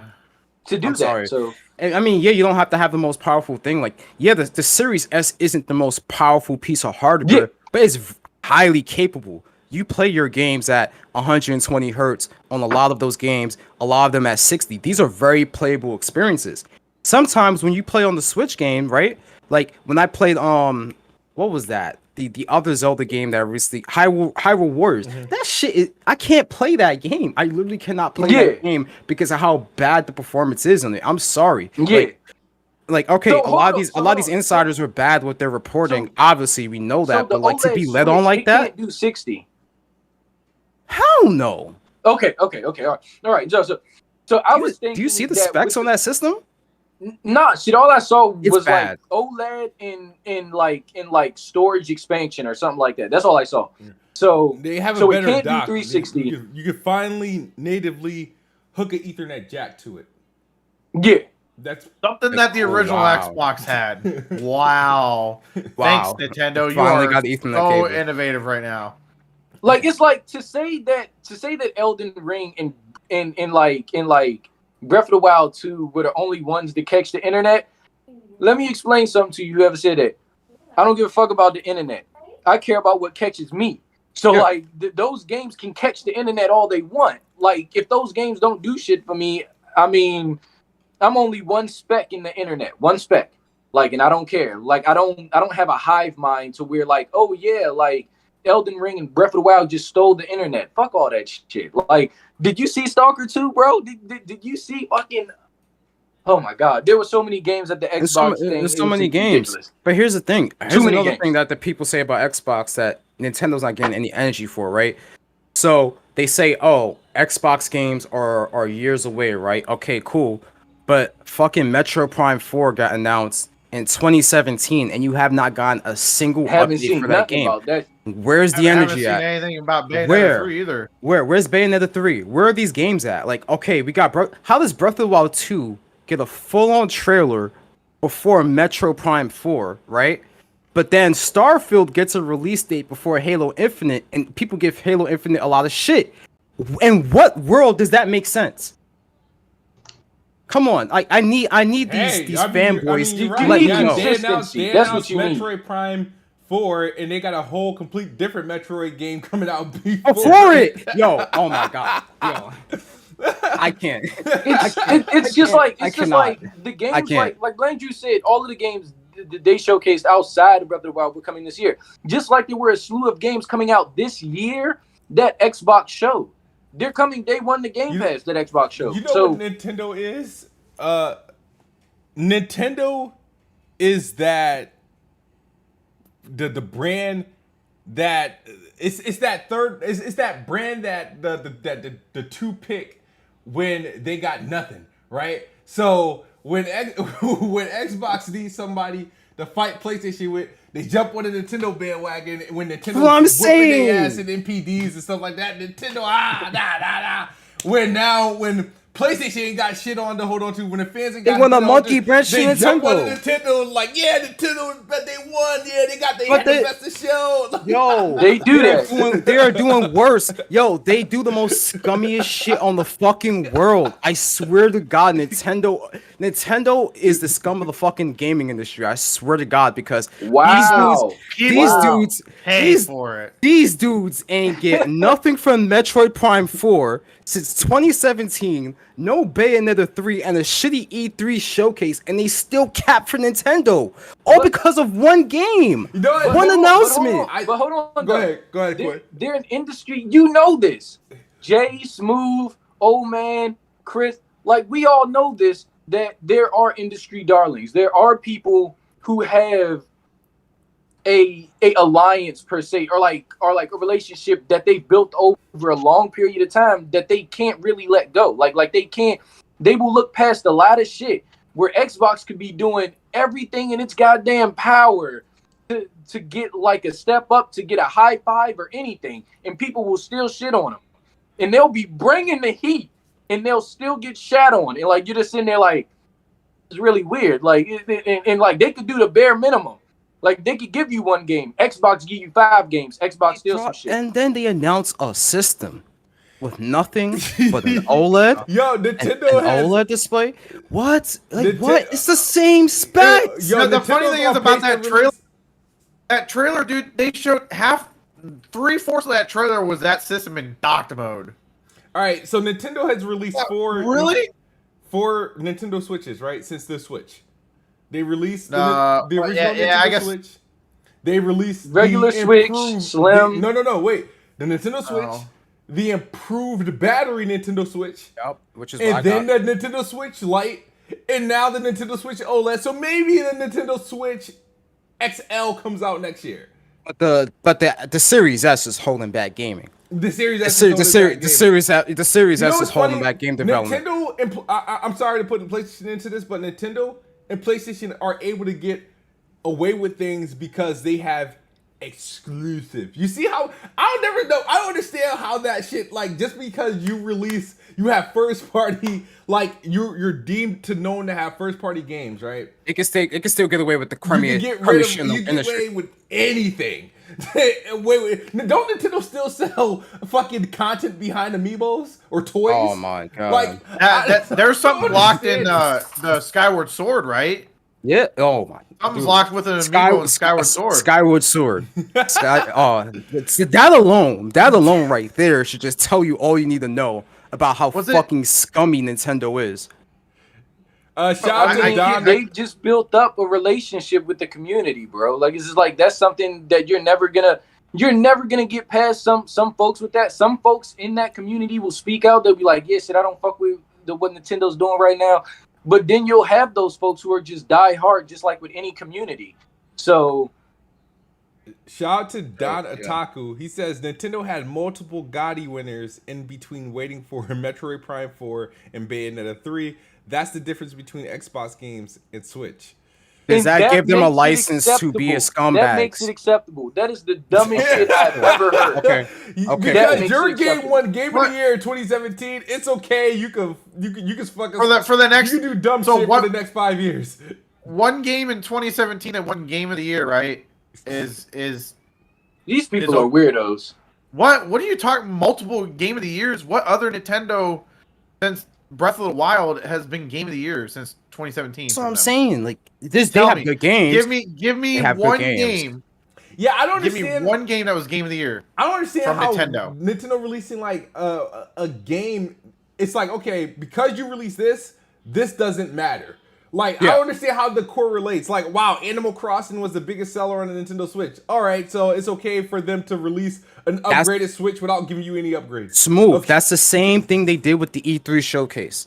There was, I'll say, 3 to 4 good announcements. The overall show was garbage. It doesn't matter because Breath of the Wild sequel got announced.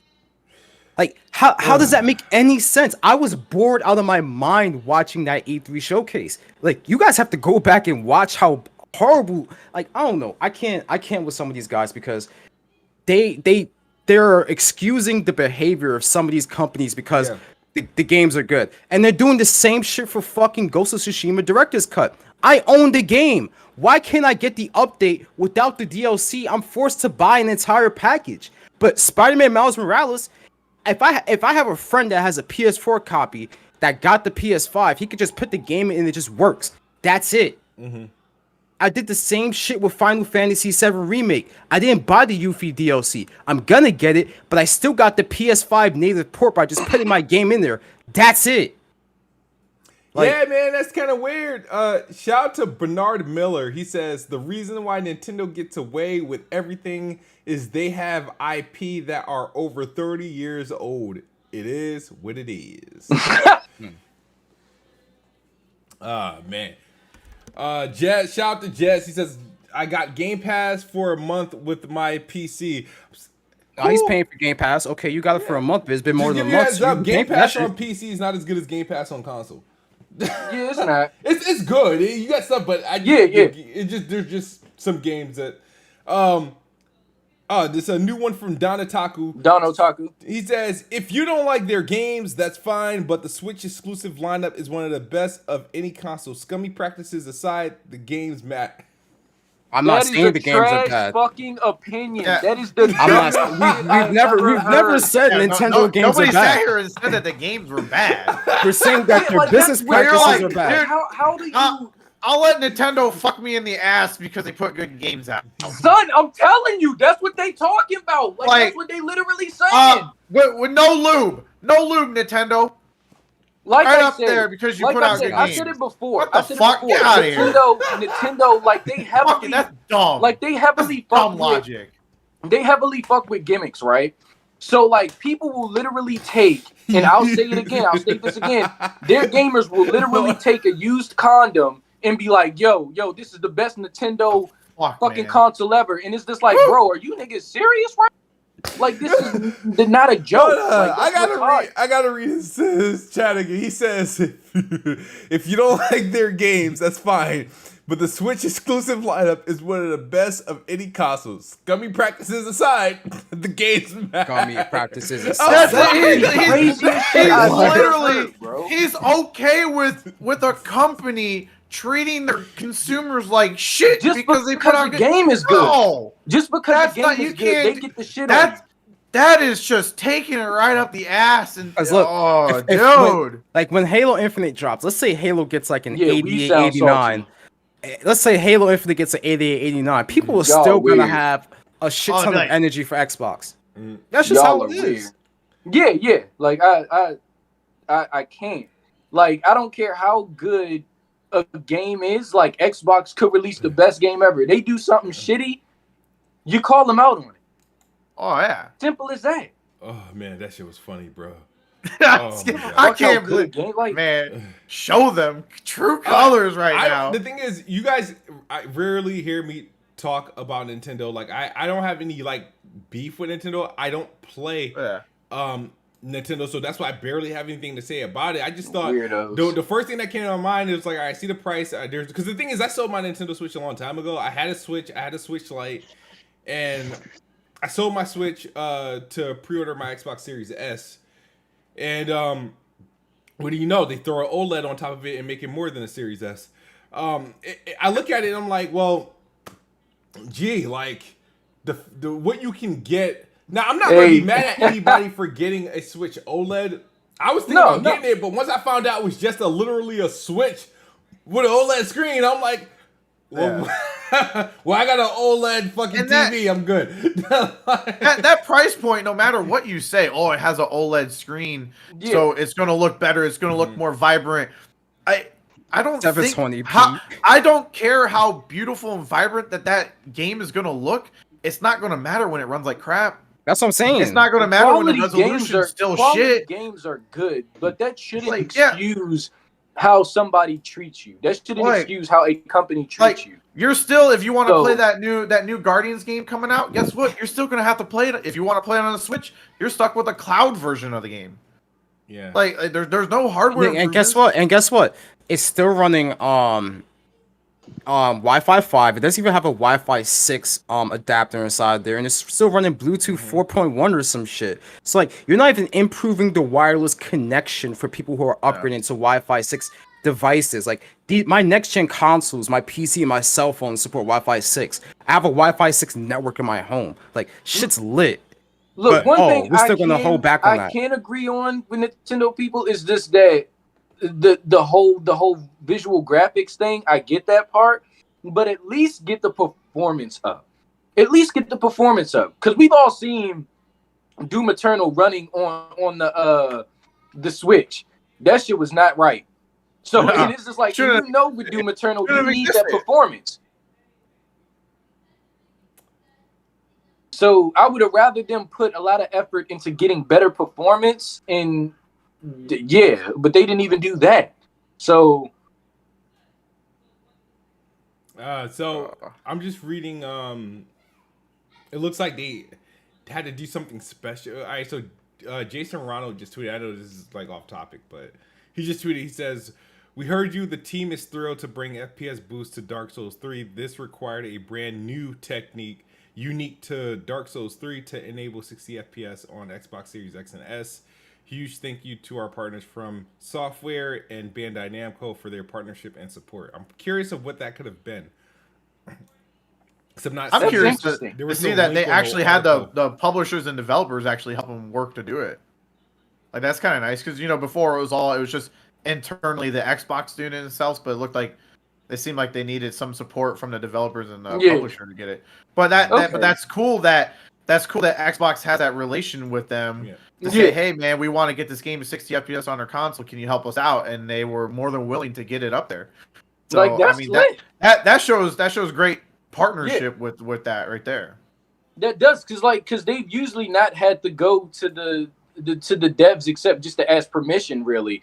Yeah. But for them to be able to go there and like they'd help them boost it, like, that's amazing. Like, that's great. And free.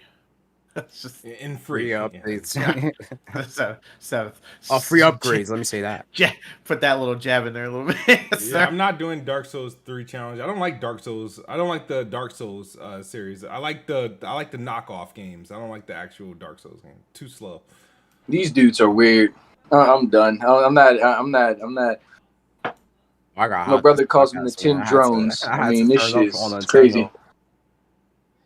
No, yeah, it did say they didn't work. They probably, the thing is, Xbox probably had to do something. With the code. But just give you guys a heads up on Dark Souls 3. Just a little tidbit behind Dark Souls 3. Remember, that game came out prior to the Xbox One X, and it never got supported for Xbox One X. So there's no 4K version of the game. So the game is probably whatever the resolution was on Xbox One, which was like 900p. And I think the PS4 Pro got, because the Pro came out in 2016, so it got Pro support to be at 1080p. 60. So if I'm pretty sure you're gonna see some doofus like, oh, it's 1080p 60 on the PS5, 900p 60 on the Xbox Series X and S, just to kind of give you some backstory on why that's the case. What's this guy talking about? Who? Like, did you say to tell Microsoft to make a better handheld and run Doom? I mean, I think you could play Doom from your phone, right? I believe. Yeah. Nintendo. Is he saying because Nintendo could run Doom? Is that his argument? Yo, that. Oh my god. Because it can run it doesn't mean it should. That's what I'm saying. It's very performance heavy. Doom is very performance heavy. Is my point. Doom is a scalable game. It's not very actually the next gen patch for Doom. If you're playing balance mode, you're playing like higher than PC settings, at like without ray tracing, of course, and shit like that. But you're either at the max possible. Like, so if I like pretty much is better than what my PC could do on Doom right now. If you play balance mode, you're getting the best of the best, no compromises at 60 frames per second. If you do obviously 120 frames per second, obviously there's going to be some a slight visual hit. If you're on Xbox, not that slight. And then ray tracing, you're going to get ray tracing, but you're going to get a resolution hit. So Doom itself, and remember, the Doom works on the 2013 Xbox One, and it still runs 60 frames per second, still looks good. Doom, the id Engine, their games are very, very scalable. They're designed around 60 frames per second. So I'm not surprised that the Nintendo Switch can run it. Doesn't look as good, but it can run it. It'll hit 60. So that's bad. That's bad. That game, the way it looks, the way it runs on Switch, hell no. We'll never try it. That's why I said, just because it can doesn't mean it should. Yeah, Bluster, he said, I don't know why Doom on consoles look so blurry. I don't know. It's just the soft image look, and you guys with PC got all that DLSS. Yeah, shit is a soft image look. I turn off the motion blur when I play Doom. I don't like the motion blur, so I just turn it off, and it looks fine. Like, but it does have like a softer that on every game. I just don't mess with shit. The only thing I end up messing with, the only thing it could handle messing with is maybe a film grain if it's on a certain game. Yeah, I turn that down all the way. I turn off motion blur. That's it. Yeah, should I turn off motion blur like all the time? Like, I don't like motion blur at all. Like, yeah, I mean, it depends on how it's done. Like, it doesn't really bother me. I guess it's more so now. It's like I don't like messing with settings. If it's like something I'm usually like, I don't want to have to do like any extra calibrating. Like, I feel like games should just come baked. You know, if it's outside of the basics of like, do I want to play at 60 or do I want to play at 120? I don't want to go messing with like any sort of settings. Like film grain, I would turn off. I'll if the game gives me an option to do the field of view, I'll do that. There's most that I'll mess with. But like motion blur, nah. Unless there's like a night and day difference, I ain't gonna mess with it. I just turn it off. I just hate motion blur, so anytime I can turn it off, it's off. Yeah. And I use the depth of field slider on games, and I turn it all the way up. Like, that's about it. If I have an option, so. All right, so what else do we have? Did we get another super chat? Yeah, down the top one just popped up. Yeah, he says, "I'm Xbox first, but the Switch is a handheld. Stop comparing it to Xbox. I'm not defending Nintendo practices. I'm saying their games is why I play." That's very nice for me. Like, games, you can do that. At the end of the day, I mean, that's not what I got from the last one, but yeah. Like, I mean, I get you. I'm not, dude. What you're gonna get here from me, I'm not gonna be mad that somebody's prefers Nintendo or plays Nintendo Switch, or if you play on play PlayStation and stuff. I'm not gonna get mad or upset if you buy a game at full price. I don't care. It's not that serious. Like, the thing is, because I think there's this running narrative that people say, oh, like, you guys shame people for buying games and stuff like that. It's like, no, I don't. When I'm talking about how much I saved by using Game Pass, or how much money I would have spent had it not been for Game Pass, it's not me making you buying games feel bad. It's for like, yo, like, no. I can't believe this is like I can do this at this price. It's like movies, it doesn't feel the same. It's like, whatever. I feel like I'm paying too much for Netflix. But for video games, I feel like I'm paying too less. Like, so it's like, maybe because I spend more time with video games, but like, people take us like hyping up the value of Game Pass or talking about it and how good of a service it is and all the games that's going in it. It's us pocket shaming people for buying games at full price. I mean, do I think as an industry, gamers a lot of times are getting ripped off? Yes, and especially with these next gen upgrades and patches that they want to charge you for. Yes, it's a rip off. I'm not mad if you opt to buy it. I will share my piece on it, but I don't want people thinking because I am a avid Game Pass supporter that I'm pocket shaming you for you buying games. I mean, I don't feel like to the person that's watching who feels like they need to prove a point to me and buy a game that's also in Game Pass and show me that you bought it and spend your hard-earned money.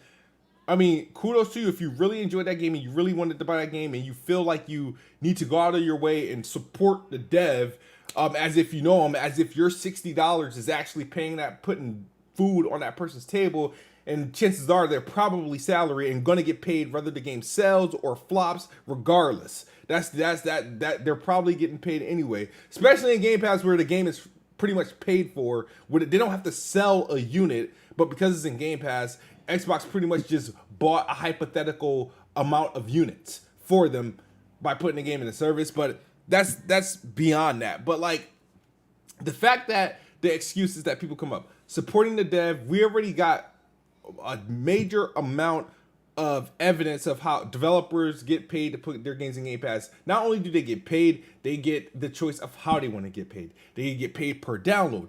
They can get paid up front. A lump sum. They could get paid they could get their developmental costs covered, and they don't have to make the game exclusive. So Microsoft would cover the development and marketing of the game. The game could still be multi-platform. It just have to launch day one in Game Pass. That doesn't hurt the developer. The PlayStation guys can still spend their hard-earned money at $60 and buy as much copies if they want. It doesn't make a difference. So it's like, I don't understand. It's like people, I don't understand what's so bad about having this option. Like who's at a loss at this point, especially if you don't play on, for those who don't play on Xbox and you're talking trash about all these games that you have no option but to buy if you're interested on PlayStation. Why are you mad if you're not on Xbox? You're not on Xbox. Why are you mad if or have an issue that it's on the service? Do you not have an issue? Do you get mad at EA for making their games available in EA? Was it Access Premium Prime, whatever they call it? Bro. It's EA Play. EA Play. They put their games in there day one on a subscription. People could play Madden without buying it. They could just play Madden. The next Battlefield, a lot of PC players going to be playing Battlefield 2042 out of their EA Play subscription day one. You're not mad at them. You're not saying, oh, well, they're ruining it. You're not questioning why EA isn't topping the charts. You're not doing any of that crap. It's like, go ahead. You're good. No, I was just trying to reverse the roles here, because you know how you're saying you don't make people feel bad for not wanting to subscribe. But then I see it's almost like on the other side, people will try to make people that are subscribed to Game Pass I was about to say that. And these services bad because they don't buy games. Yes. You know, they're like, you're taking the money away from the developers and the publishers, and you're the ones killing games. It's like you can't afford $70 games. These devs and publishers they're getting a check. It's not like they're just putting them for free on the service. Turn it into a charity case and stuff. Here's the thing: it's like me. I'm being smart about it. I'm letting Xbox themselves pay for me to play the game. By these guys, they're going to cut the check. By these guys' logic, right? The way that they treat, the way that they act, all of gaming should just be crowdfunded. Then kickstart the games. If you really that to the point where you're concerned if the devs getting paid by us playing the game in Game Pass, then you should just only crowdfund the games to ensure that your payment is going directly to the game. Literally look up any of the developers that's heads of these studios or whatever, and be like, hey, give me your Cash App, give them money. The thing is that to speak to what Smooth said, it's just all right, people are getting upset that you are subscribed to Game Pass and you're saving money. They're more so pocket watching you. It's not you just subscribing to this is hurting them. They try to flip the script and make you feel like shit for subscribing to something. And it's that's retarded. What hurt you by me subscribing to this? You know that I buy games. We know that Smooth buy games. We know that multiple people in this community fucking buy games. But some of us are subscribed to Game Pass, and it makes you feel a certain way. You need to check yourself and see why you feel that way. Do you actually want Game Pass? Do you want PlayStation to do Game Pass? Would you like Nintendo to do Game Pass? Is that why you're so upset that these people are the other gamers on Xbox are subscribed to this? You know that they buy fucking games. So quit with that narrative that we don't buy games and we're hurting games, or it's planting a seed in their mind to not buy games ever. It's just that's whack. That's bullshit. Stop that. It's so disingenuous. It's just that's why nobody want to come on these other people podcasts and shit, because they just be saying really wild stuff all the time. And you just be like, okay. All right. Well, we all approaching that time. I didn't realize it was past fucking 10 o'clock. Damn, it is. That went by quick. Yeah, man. I feel like we were hella good podcast. That's when you know you're having fun, when you just lose track. Great discussion. Shout out to the chat for sure, especially Dak ENT. They were active. Dak Mac ENT. Mac ENT. Yeah. Salty was in there. Yeah, Saucy was spitting back. Shout out to Saucy. Don Otaku. Yeah, Don Otaku. Who else we Blessed have? Red. Blessed Red was always in there. Blandrew showed Alex PSX. Gruda Legends was good. Yep. It wasn't trash, Blandrew. We wasn't trashing Nintendo. Well, I mean, the Coke Boy was trashing Nintendo. I told you I was gonna go win in Nintendo. I don't play. Nintendo don't. But shout out to the chat for sure. You guys helped the show today. Man, appreciate it. I think we peaked at like almost 200. If we didn't hit 200, I'm not sure. We hit 200. Yeah, it was like 206. I think. Nice. Hit the like button for sure, please. Hit the like share. Button. Make sure you tune in every week. If you missed the show, you can play it back on demand. Man, we're gonna have to get ready to get out. To get out of here, I don't want to hold you guys too long. Anything we missed before we close the curtains on the show today?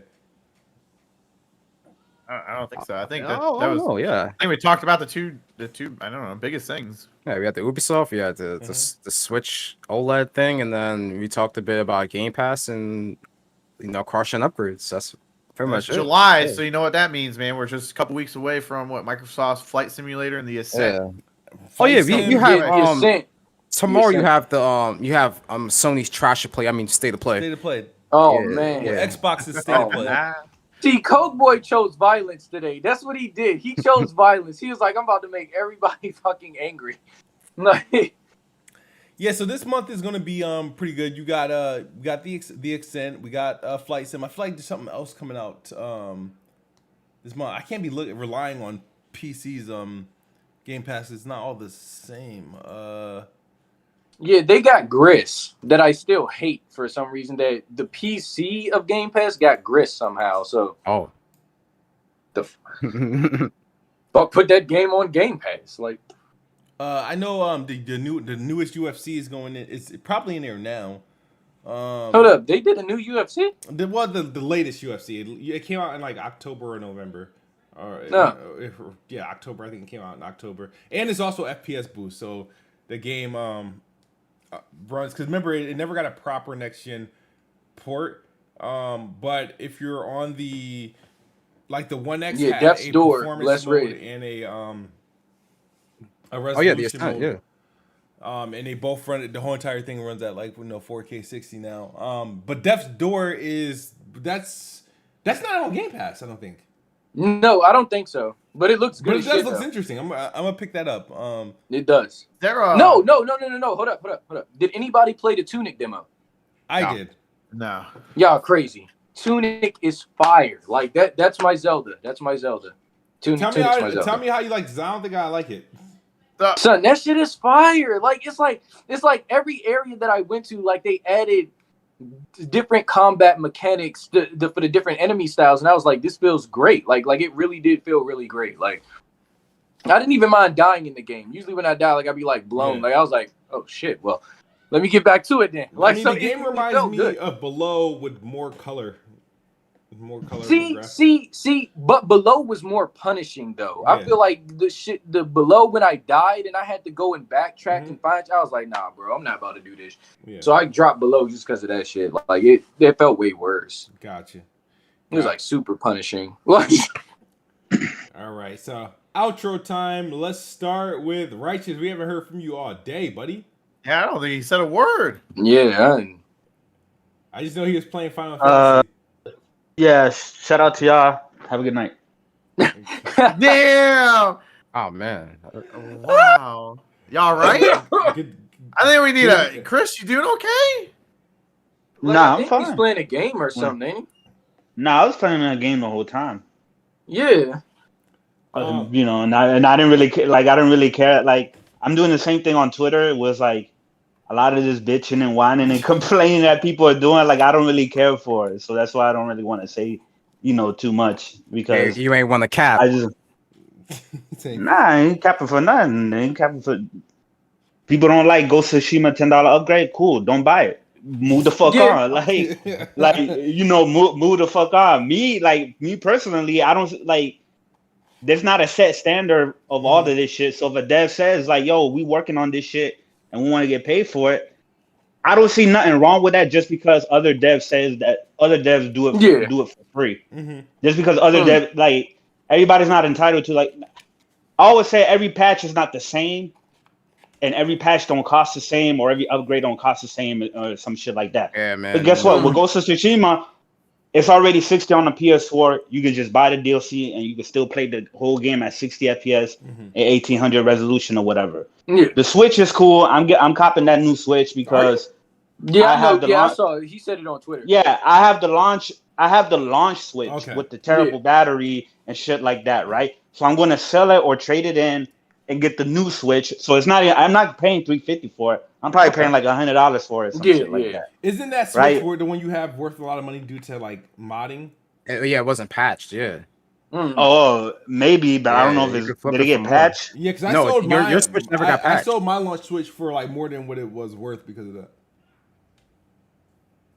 Oh well, I don't know. I'll look into that. We'll see. But I'm picking that shit. I'm picking that shit up. What else? No, Game Pass isn't the problem for these live service games. These live service games have been around for a while. Ubisoft definitely been pushing this for a long time, even with their single player games. Assassin's Creed, right? It's $60, but they're charging microtransaction and shit like that. So this was bound to happen. I don't really care for Assassin's Creed no more.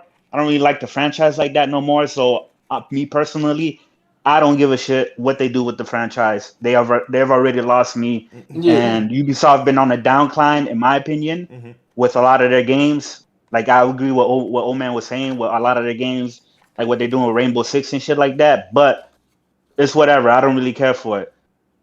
Anybody who has a problem with Xbox or Xbox Game Pass, get the fuck over it. I don't really care. I don't know why people are complaining about it. Because you know what I do, right? I don't like Xbox, the position they're in right now as far as their games or the game outputs.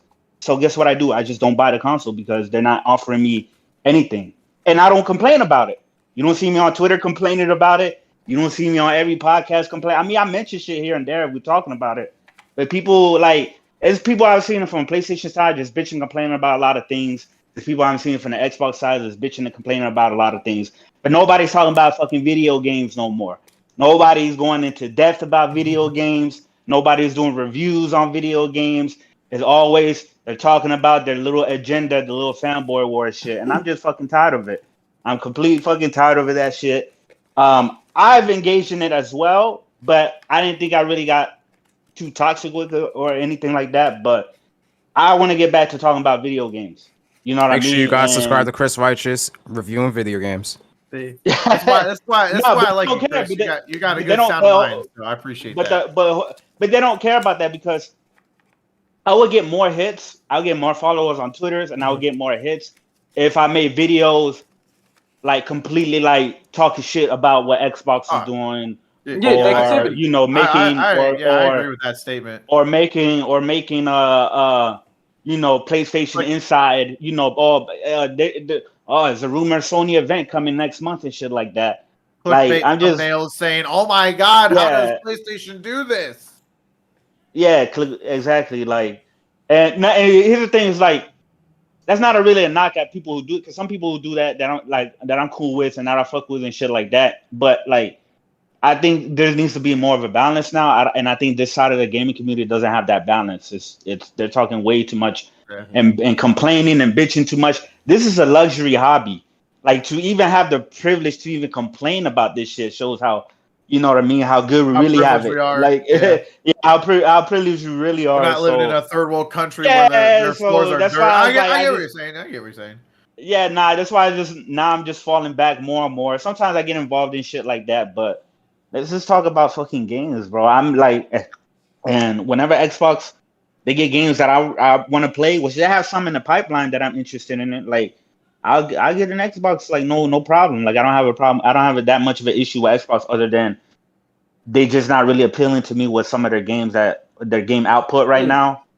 But feature wise, they're doing a whole bunch of great things, like the whole save transfer and backwards compatibility and shit like that. All that shit is cool. But the thing is since I haven't had an Xbox since 2014, I don't really get to experience a lot of those things because I don't have nothing to save over.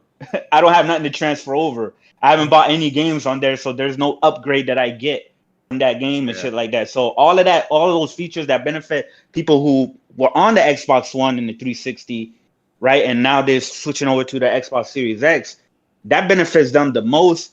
But for somebody like me who, like, I don't have my profile, I don't have any of that shit like that, that's why that shit doesn't really, like, I can't really, like, sit there and say, well, you know what, this is gonna make me buy an Xbox because it doesn't benefit me. But my bad, I'm rambling long enough. Now I was playing just games most of the time and listening, but other than that, stop bitching, stop complaining.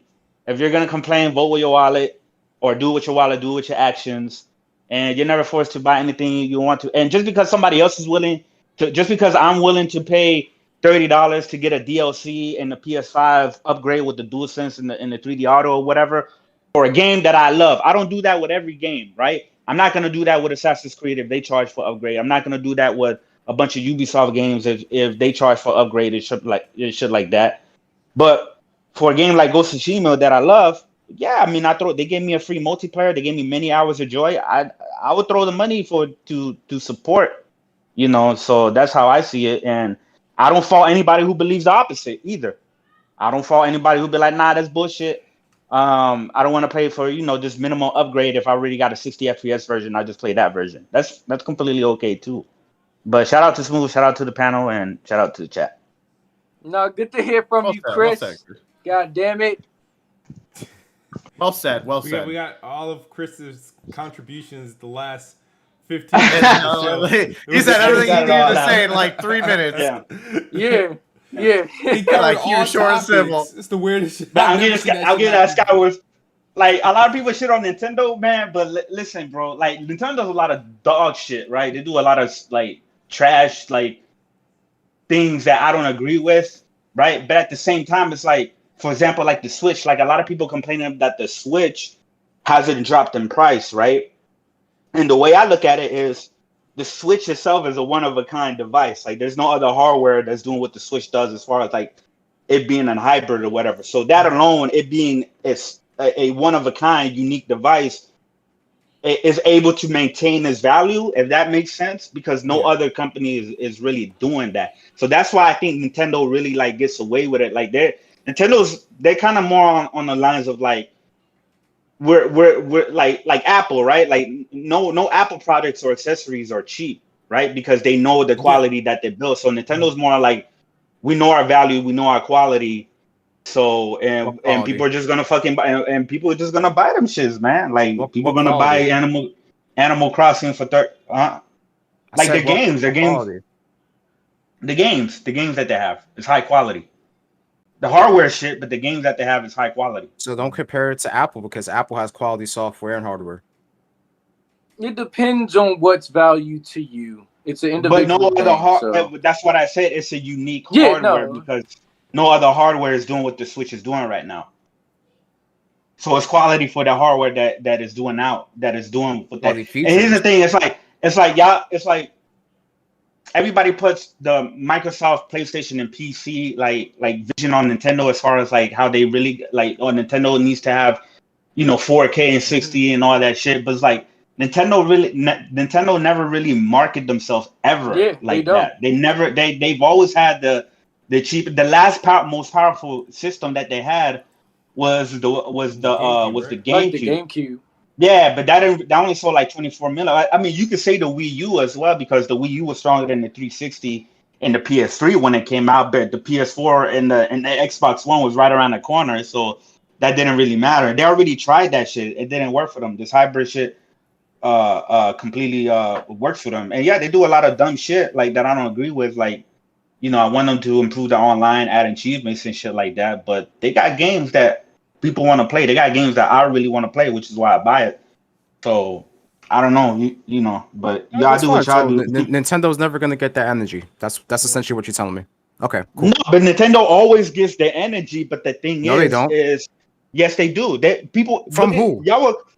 You were just complaining about me. That's people, me. No, but a lot that's of people me, online. Listen, a lot of people complain. A lot of PlayStation people will complain about Nintendo. A lot of Xbox people, they look at this shit. Everybody was complaining that the Switch upgrade wasn't the but upgrade. you gotta have Nintendo. At the end of the day, like I said, they show them one game and everybody gets hyped. You guys did the same shit with E3, shitty conference, but Breath of the Wild 2, and that's it. But I already discussed. Well, no, they showed more than Breath of the. They showed Shin Megami Tensei 5. They showed the new Metroid and shit like that. So it was a couple games that people were excited for. But that's your opinion. Show games last year.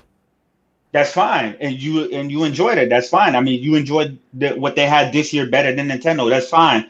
But why? Like, if people prefer Nintendo is better because they saw games that they prefer better than what they saw at the Xbox showcase.